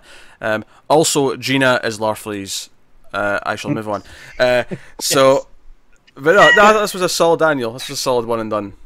Don't make Guy Boyle. Kyle's Boyle. Kyle is Boyle. This is the thing. I feel like Hal has to be the Jake because I don't see anyone try to be the best friend of Baz yet. I feel like it has to be Hal's the Jake, and then I'll buy Kyle as Boyle, maybe. Yeah. So who's Guy? Who's Diaz? Guy's Rosa. Yeah, Guy's Rosa. There we go. Yeah. Easy. Here we go. We did it. Man, this was a good show. I'm glad it got saved. I gotta get caught up with the season though. And obviously, the Vultures. Who steals the Green Lantern cases? I don't know. Well, we'll figure it out. Sinestro's the Pontiac Bandit, obviously. Anyway, so let's rate the Green Lantern annual. It was good stuff. What did you give it, Matt? That was a 7.5. Cool, Connor. Yeah, I went with a 7. I think the art in the early half of the issue kind of took me out of it a few too many times. That's fair. I think there's a couple of odd faces, but for the most part, I was really digging the expressions and stuff. So, and I like the art. I think the problem is when it is a comedy, so much is landing on facial expressions that there was just once too many where it took me out of the moment. That's fair. No, I think there was more moments that hit for me with the facial expressions than missed. So, and I just generally overall like the art, look at the art. So I actually go with an 8 with this one. I actually really enjoyed this issue. I sat down thinking there's going to be some random story that doesn't mean anything. I was like, oh, this was actually a solid little tale. And it really played to the strengths of Jessica's character and the strengths of her relationship with Baz and everything else. So, that'll take us on to Green Arrow Annual number 2, the Benson sisters and Carmen Carnero on the art. So obviously this is interesting. It's a tie-in to No Justice and it explains some of that Green Arrow stuff, but it's also a tease of the Bensons writing Green Arrow. Because they're starting the run in August. And I have to admit, I've left this feeling fairly optimistic about that run. Yeah, I have some critiques here or there. Like I really hope they pull back on the acronyms. they use so many acronyms, and there was one where they use a BOP for Birds of Prey. I'm like, but okay. For a character to say that, it's like it takes the exact same amount of time. Yeah. Well, no, because she said it was BOP SOP. So I think the whole point was that it was like matching the next acronym. With the flow. Yeah. Maybe, but it felt like there was a few times where I'm like, that's a lot of acronyms, like in a row. That's fair. That one was intentional, though. I think that was intentionally phrased that way because it was the flow with the next acronym. So after Percy being on this character for so long, I was worried this was going to be a not Rucka situation, where I'm like, yeah, it's fine, but like, Why'd they do this? Why'd they do that? Yeah, Green Arrow's Percy wouldn't voice have done feels like that. it's not missed a beat. No, not at all. It picks right up. I had some issues with Canary and that kind of stuff. I still feel like the relationship is a lot more on the page than I feel, because depending on the different writers. But they have a handle on Ollie, like, perfect. So Yeah. I think the only thing that struck me as weird with Oliver himself was that he didn't recognize the Brainiac ship. Like, have they not been a thing? It's hard to say in this continuity because we don't know. No, it is. And as I was surprised because it didn't seem like a shock in No Justice in that first. No one seemed surprised by them, really. Yeah, but it is Ollie. He's not been on the Justice League though, to be fair. So I mean, Yeah. that would maybe explain why he's not. I mean, maybe experienced I was like, oh, okay. It really threw me as weird. because we cut back and we cut back to like when the Brainiac ship shows up, and you kind of get the sense that this takes place over the first chunk of No Justice. All builds up to when he's in issue 2 and he runs into Waller. We actually get that scene again in this one when we get there, and yeah, it's basically him. He ends up like all the heroes are like, no one's picking up, and we know they've all been kidnapped. Or at least most of them have been. And he tries calling Emiko, he tries calling Roy, Canary, none of them pick up, and he ends up talking to Batgirl. Batgirl's in the Watchtower, so should we get some sort of Batgirl as Oracle kind of action going on here, which I really liked. I mean, obviously it makes sense, they come from Birds of Prey, so it makes sense they're using one of the characters that they had before. But I actually really dug like having her still kind of try to like solve the problems here, and Green Arrow being the man on the ground, as it were. Yeah. I don't worry about their supporting cast because the Bensons juggle supporting cast really well. Yeah.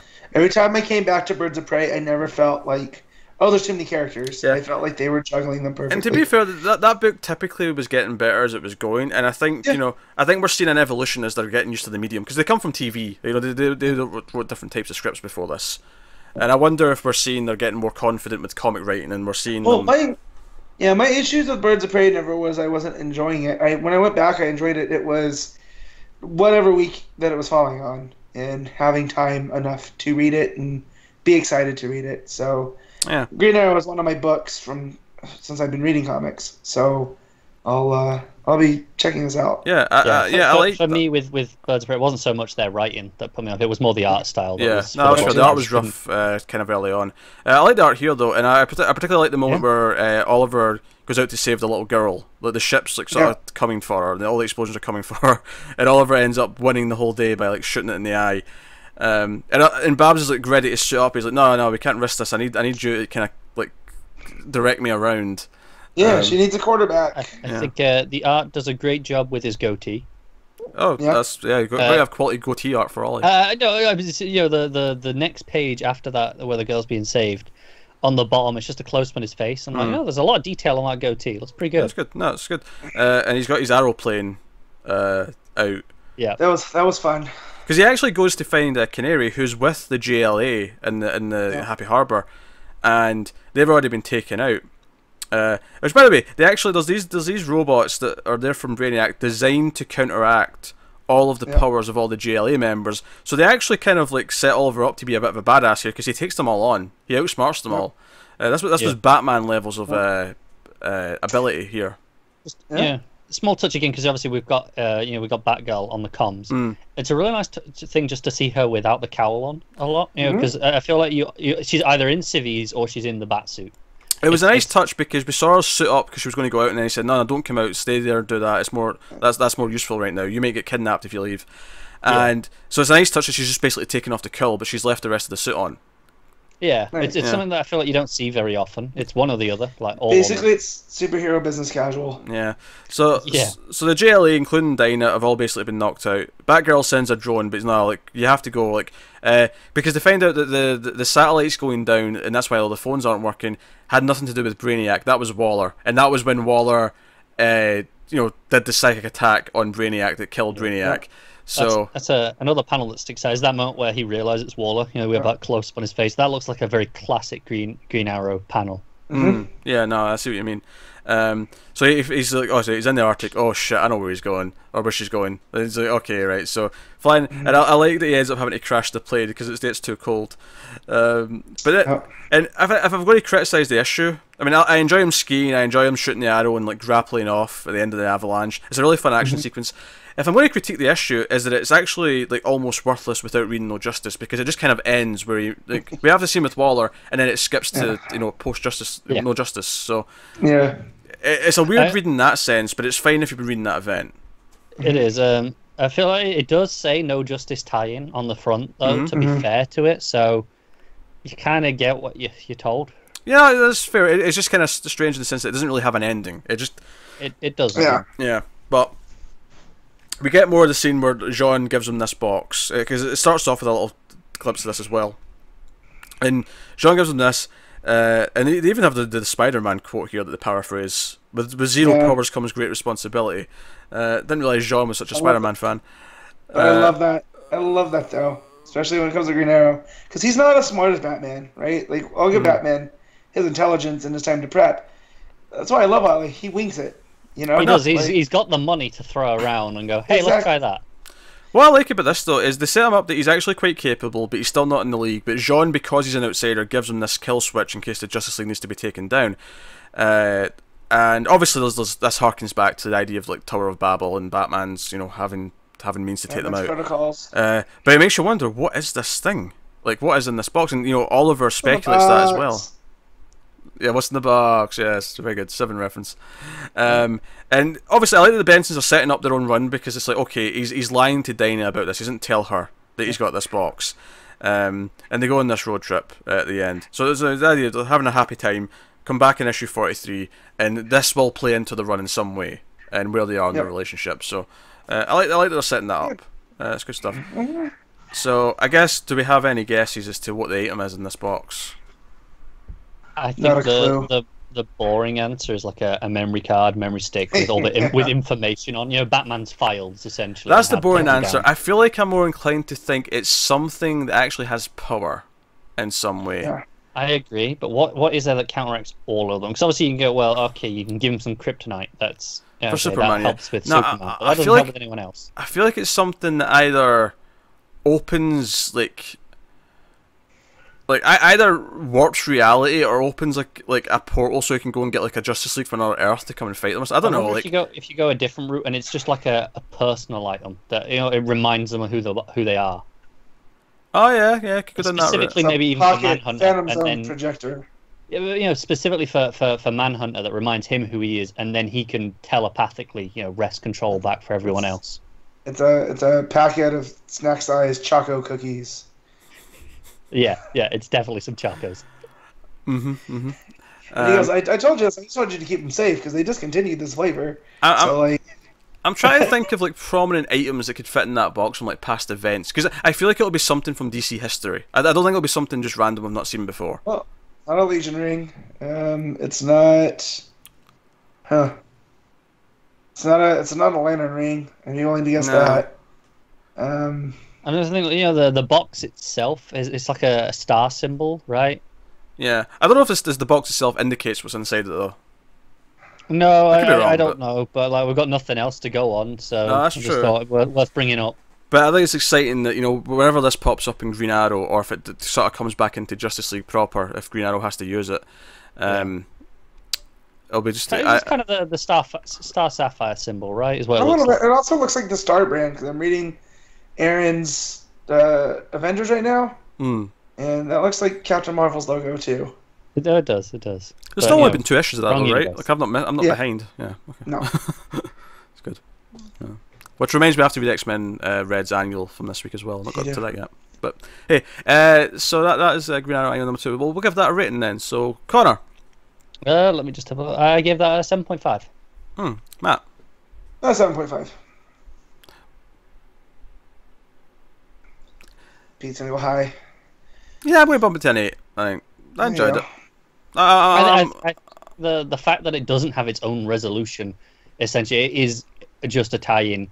Kind of brings it down a bit. I feel like it doesn't stand on its own as a great thing. I think that's fair. I think why I'm feeling quite good about it is that I'm really optimistic now about the new run when it starts. So I think leaving me in that good place and be like, oh no, this is actually in good hands. Sense. Yeah, it's give me this confidence about the book, and I'm happy about that. So. So there you go. That will take us on to. I'll quickly go through Black Lightning, Hong Kong Phooey, number 1. Brian Hill writing, Dennis Cowan on art. There was a backup by Jeff Parker and Scott Kollins, as was there in Aquaman and Jabberjaw. I never read the backups though in each book because I'd never heard of the characters in either one. So I just who was the one in Black Lightning? I'd have to check. Give me a second here. Check, because I know in Jabberjaw and Aquaman it was Captain Caveman, and so that issue spoke to me on the kid level. Funky Phantom. Oh yeah, no thanks. Yeah, I'm not familiar with the Funky Phantom. So this was set in the 70s. Black Lightning's got his like classic disco looking outfit. Full fro? What's that? Does he get the full fro? Yeah, he's got a fro. Yeah. Yeah. Classic stuff. So basically, Professor Presto is working with Bronze Tiger in Cheshire to get these scrolls, to steal these scrolls. And it's killed someone in Black Lightning City, so he goes to find out who knows about this. And of course, it's Hong Kong Phooey. And basically, they're collecting these scrolls because this this master of Kung Fu was taught this, what was it? The God Fist from this dragon. And it's this powerful technique that'll. This sounds like Iron Fist that Netflix should have made. It does, doesn't it? So basically, sounds like the best Wu-Tang album I've never not listened to. So basically, they go to collect the scroll because it was split into 4 and it was given to like the disciples, and one of them was Hong Kong Phooey. So that he goes to collect it, and then the villains get it because they've kidnapped like Phooey's like friend, and they have to give it up to like get her back safely, and. Ultimately, though, Hong Kong Phooey, like, you think he's dead, he's under this rubble, and you just see like the furry fist comes up, and it's like, no, I memorised the scrolls, so I also have the God Fist power, and we get this fight with Presto, and there's a lot of Kung Fu, it's kind of fun, it's got that sort of pulpy 70s Kung Fu movie kind of feel to it. It sounds like I should have read it. You probably should, I recommend it, it's a fun type. It sounds like a Matt book. Yeah. Yes, it does. If I'm reading it, I'd give it like a 7. Like, you know, it's not like a must read, but it's fun. The art's pretty good for the most part. I think where the art excels, it's not the best faces in the world, but when it's doing the kung fu, like it's doing that well. Typically has a lot of great. It's very scratchy his style. Yeah, and it has a lot of great stuff with shadows and motion in shadow. Yeah, it's the motion in the fights that it really excels at. I will say it feels mostly like a Hong Kong Fu story where Black Lightning just kind of like comes in and tags along. But I mean, whatever. Like, you know, I think it is interesting that on this wave of these crossovers, there's not that one, or I'm not hearing about that one. But you know, last time we had the Batman. Yeah. Elmer Fudd. Well, that's because Tom King wrote one of those, and that's. That's fair, but there's not been any buzz about. Okay, no, this is the one you have to read if you're. The next one, when we go back to Looney Tunes again. Obviously, this is all the Hanna-Barbera crossovers. When we go back to Looney Tunes, it's the Catwoman Selena book, or sorry, the Catwoman Sylvester book is what I meant to say. That's going to be the biggie. Yeah. Mark my words. Probably. Tweety Bird, give me a good like gangster Tweety Bird, and I'm good. I thought I saw a putty cat. I did see a putty cat. So you're saying like you haven't heard like that's just not enough people read Aquaman Jabberjaw. Oh, let me hold on. I have something else to say. I thought I did. I forgot it now because Connor jumped in with these bullshit. You rated it. Yeah. I know I rated it, but I think I had one more point to make, and I've forgotten it now. Oh yeah, so Brian Hill writing Black Lightning. It was weird to get a taste of that, but it's in this really different context. So I don't really know what to expect now, but it's a solidly written book, so that's what I was wanting to say. Anyway, yes, well that'll take us on to Aquaman Jabberjaw #1. Dan Abnett writing and Paul Pelletier on the art. So you got Abnett, who's been killing it on Aquaman.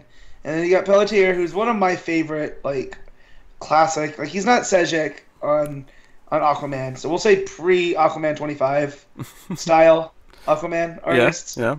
You know, this book shouldn't work, and I shouldn't have enjoyed it as much as I did. No, might also because I wasn't feeling so good, and I needed something to lift the spirits. Well, Matt, I only read this one because you said it was good. So I heard you get excited about it. And I thought, you know what, I did see Jabberjaw as a kid. I didn't see a ton of it, but I did see it. So I thought, okay, I'll give it a whack, give it a read. And it opens with basically the opening scene from Jaws, with someone going out into the water. I love it. And even the same panel, the shot of from underneath looking up at the swimmer, right? And then there's a shark. The cop friend of Aquaman's like, oh, there's a shark. There's people coming in to try and kill it. It always attracts. Close the beaches. Again, it's very Jaws, and he's like, but I can hold him off for a day if you want to like try and do your thing. And then he's talking to her at the restaurant, and then you just see Jabberjaw go past the window, and there's a running joke where the cop keeps saying, what the fuck, and she keeps like cutting off before she finishes her sentence, and eventually he goes to the supermarket, and Jabberjaw's in there, and he's talking to him, because there's a joke before this where she says to him, yeah, why don't you just try and talk to him? And she's like, oh, everyone always says that, I get no respect, right? And then he goes to the supermarket, and Jabberjaw just starts talking to him in English, and he's like, you're talking! I'm actually talking to a shark. Yeah. Oh my god. Also the chalkboard scene where it seems like it's gonna be Quint or somebody like Quint, and it's just the guy writing stuff on the chalkboard. Yeah. At the restaurant, and so like you said about Hong Kong Phooey, this was a Jabberjaw episode where Aquaman shows up, and. It has a bit more of a lead-in though, because it starts off in Aquaman's world, and then he falls. It causes a portal going to the other dimension in the water. He goes through, but once he goes through that portal, it is a Jabberjaw story. Yes. With Aquaman there to like fight the bad guys for them.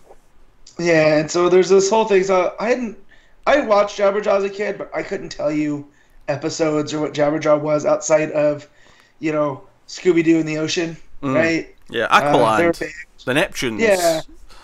Yeah, I remember kind of all that in broad strokes, but not like...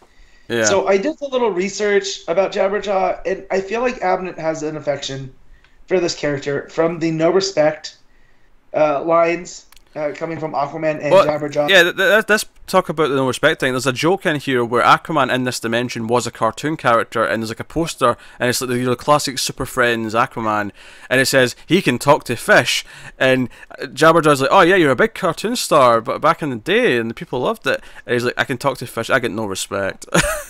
Yeah, it was great because that's one of Jabberjaw's lines, and he channels Curly from Three Stooges, so there's a lot of yuck yuck yuck.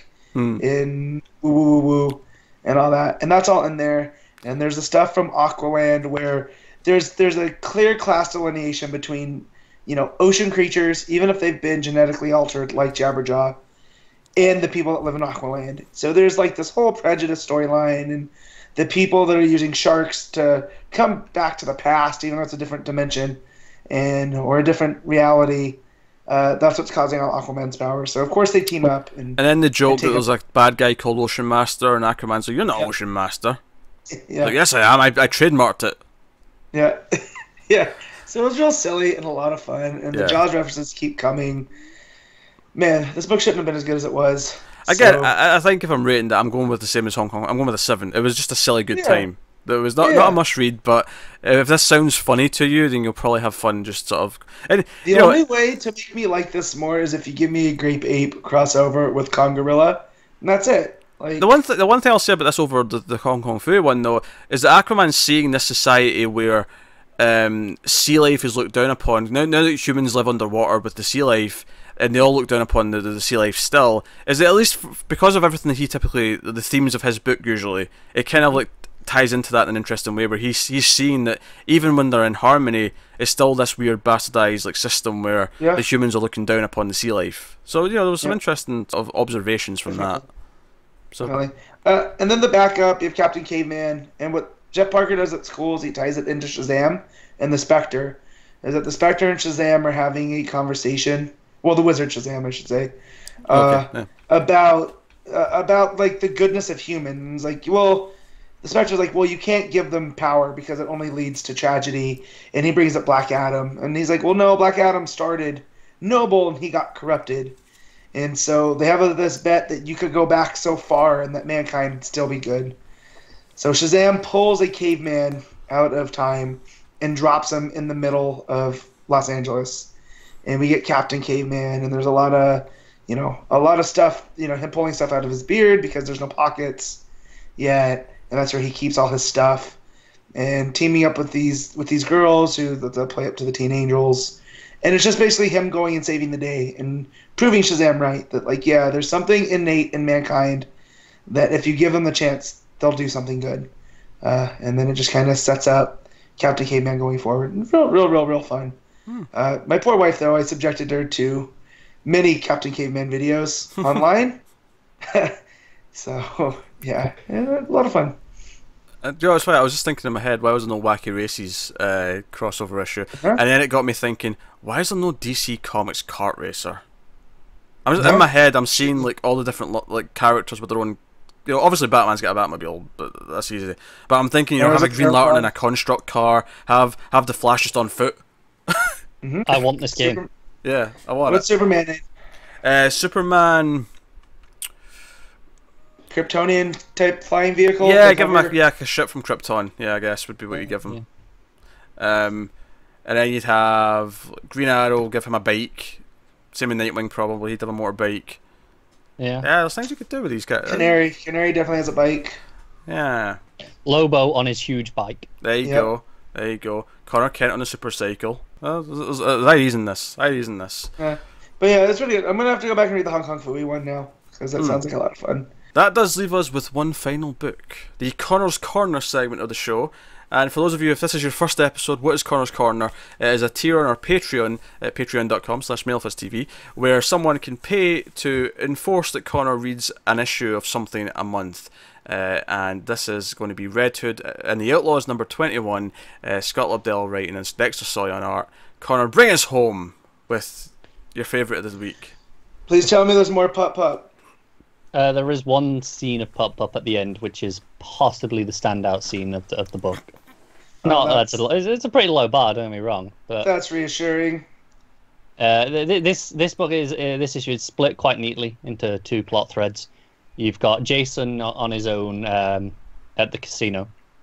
He's at Penguin's casino, and then you've got Artemis and Bizarro dealing with the ending from last week's issue where. You know, she uncovered his vats of kryptonite underneath the room, and he came in with the axe. And he basically kind of just threatens her a little bit. And it's like, you know, it's not what it looks like. But then just breaks down, going, yeah, he needs help. He doesn't know, you know, what he's doing anymore. And she's like, yeah, sure, I'll help you. So I think just to follow their stuff, they have a scene up on the rooftop, and they have a little. You know, a bit of a heart-to-heart where he's like, you know, I'm scared of going back to not having this awareness. You know, it's he's losing himself because it was fine before when he didn't know better, but now he does. He's terrified, and she's like, yeah, sure, I'll help you out. You know, I understand. But ultimately she's like, but you know, being an addict to this stuff, that's not better. And He makes a move, he goes in for a kiss, and she's like, let's not do that. So she shuts him down. And so they go downstairs, and she's like, all right, come on, you've got to do this. And she makes him destroy all the kryptonite tanks down there. And then the final scene with him and Pup is he goes into his, you know, he's in the bathroom, he's brushing his teeth, and Pup's there next to him. It's like, hey, see, don't you feel better already? You know, come on, I'm proud of you, big guy. We finally got a handle on this. And then he opens the cabinet, and he's got kryptonite inhalers just stashed in there. And Pup, you know, hits his hand, his head's off for the love of row. He's like, you kidding me? And it's like, yeah, okay. But that's the end of that. And Artemis is off to see Lex, because obviously Lex is the one that started all of this. So she's off to see if there's some more permanent cure, I guess. The Jason side of things, he's in the casino. He's playing this. He's playing poker, but he's acting like, you know, he's from Texas. You know, he's putting on the accent and stuff, and he's playing it up, and it's kind of over the top. I'm like, what's the point in this? What's he doing? And it turns out what he's doing is the money that he's stolen from Penguin, he is laundering through Penguin's own casino. God. But Penguin's onto him. He calls him. He kind of lures him up the room with this woman to bring him up. And he's like, look, he knows it's Red Hood. He's like, I'm not having this. I'm not having you launder my money through my casino. And he's like, oh, you really thought you could steal? You could do this through my own casino? And it's like, and he's like, yeah, pretty much. And he's like, and so there's no scenario where you leave here alive.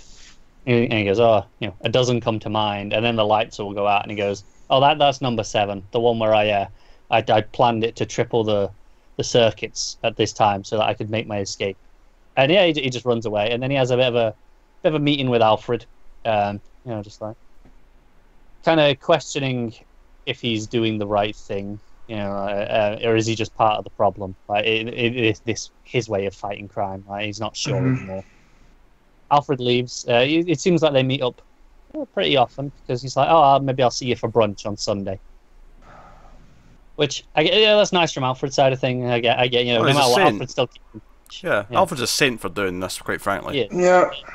But then this girl shows up, and she's like, "Oh, thank God he's gone. I've been waiting till he left." And it's like, "Oh, who are you?" And she's like, "Oh yeah, no, she's the new Faye Gunn.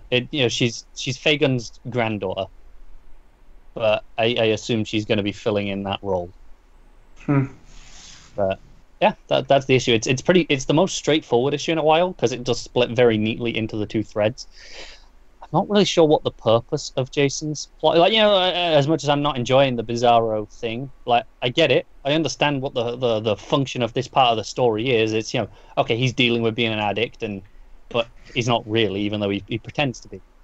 And the Jason thing, I don't know what the point of any of it is. Like, it doesn't serve anything. It doesn't really do much. The Alfred scene, sure, I get that that's doing for a character. I don't know any of the stuff in the casino has any point to it. Maybe this is giving Lobdell too much credit, but maybe it is building to something that will make more sense when you get to the conclusion. But isn't that the problem with Jason? Is what is his point? Right. Yeah. But I think the scene with Alfred works because it's like, he's questioning it, and Alfred's there just being supportive. Alfred basically does nothing except just be a soundboard for Jason to think of, and that's kind of what Alfred does a lot of. So that works. But all the stuff in the casino, I don't really get, and the bizarre stuff. It's fine. It's not that bad. It's very much just going through the motions. It's like, okay, I suppose this is what the story needs. It's very much, okay, that's the part where you have him confront it with his friends. I get it. It's just not very interesting. Oh well. What would you rate it? It's a very mediocre 5, I guess. It's not an offensively bad issue. It's just kind of there. It exists. I assume the art's good because it's Dexter Soy. Yeah, he doesn't have a lot to do in this issue. There's no big, there's not many big action sequences or anything like that. But he brings atmosphere like he always does. Okay. All right. Well, that was the final book of the week. It's been a big week actually for again week 5. Weird, but. Yeah. Here we are. That does take us out to picking our favourites of the week, though, and there's actually enough to do our usual favourite stuff. So, best panel / moment of the week, best art, best cover, and top 5 books is what we do at the end of the show. So, we'll start off with best panel / moment, and I'll go to Connor first for this. I'm going to go from No Justice. It's the second page. It's the big double page spread. And you have like the 4 Titans lined up. I thought that was a beautiful shot. Matt. Mine's from Man of Steel. It's a combination of Melody Moore going, "Oh, hello, Superman," and him looking back. Okay. Because that's a nice light moment. Can't fault it.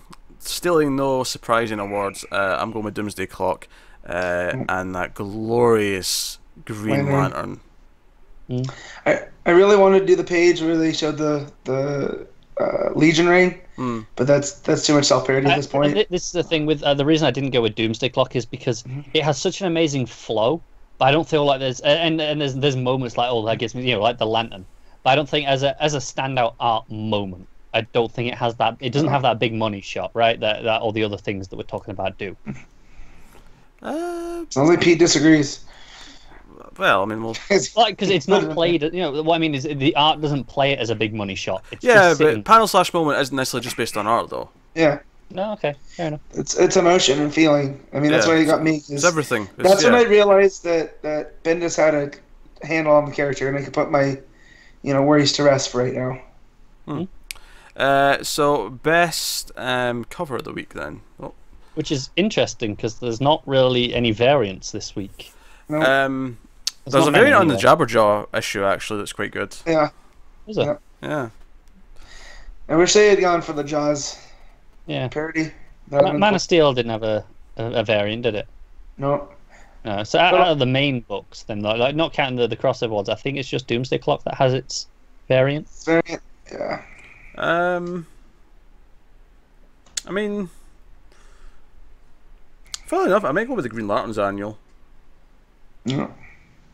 Is that your official pick?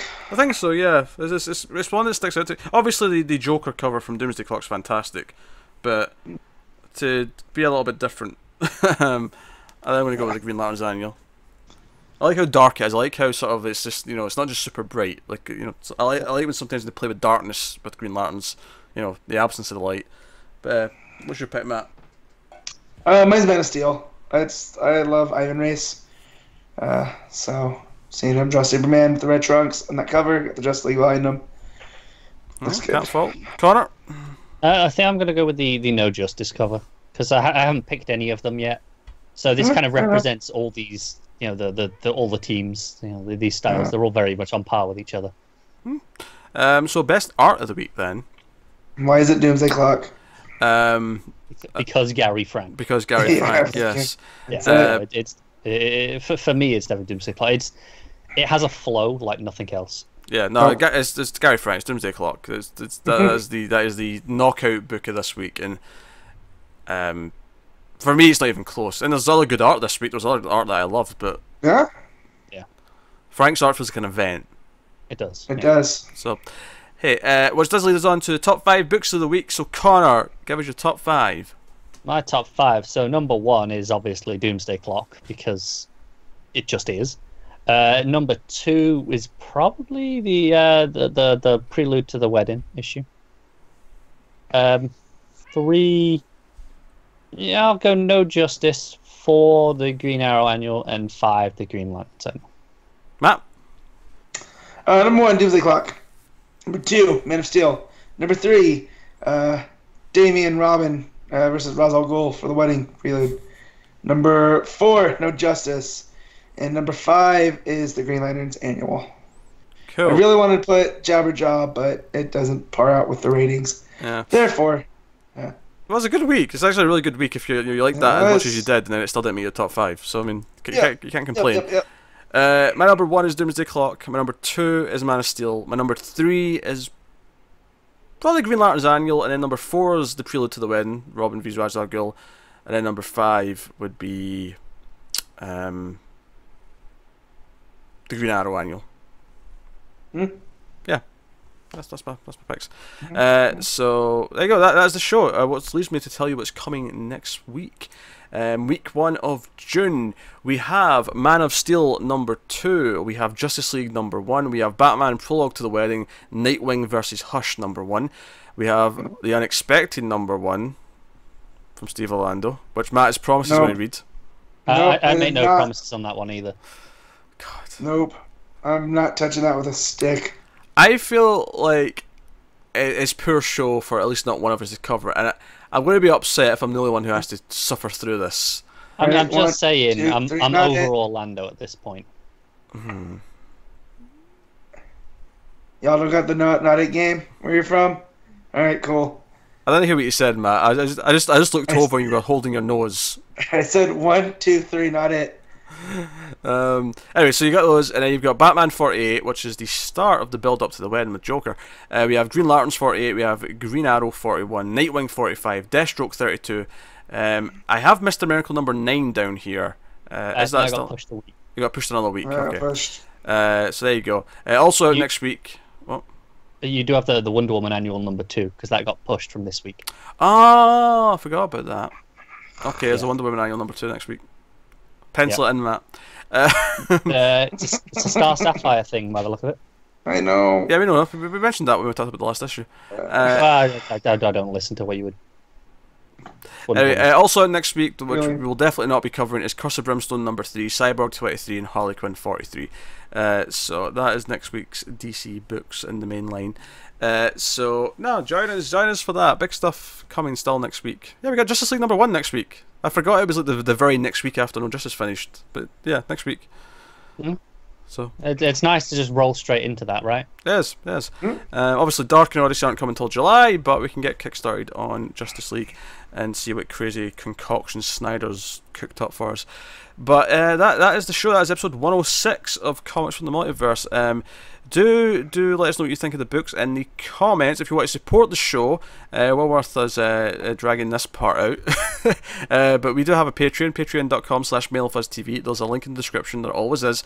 If you want to support the show, you do get some bonuses. There's a monthly episode at the $5 tier that me and Connor do. We did Superman Birthright, that went up this past week.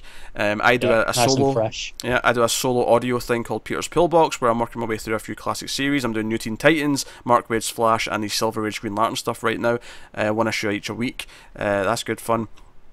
And there's other stuff related to the other stuff we do on the channel, such as the movie shows and the horror movie stuff and the TV. So do check that out. Also, you can support us by liking, subscribe, and all the usual stuff. Get us on Twitter at DC Comics Podcast. You can also get us individually on Twitter. Matt, where can they find you? Find me at Man of Steel 57. Connor, where can they find you? At ConnorRyan94. You can find me at Wibble89, so do check us out on Twitter if you want to. But otherwise, that is us. I think I've promoted everything I'm supposed to promote. So that's the episode this week. So thank you very much once again for watching or listening. We always appreciate it. Keep reading comics, and always remember to never get lost in the Speed Force.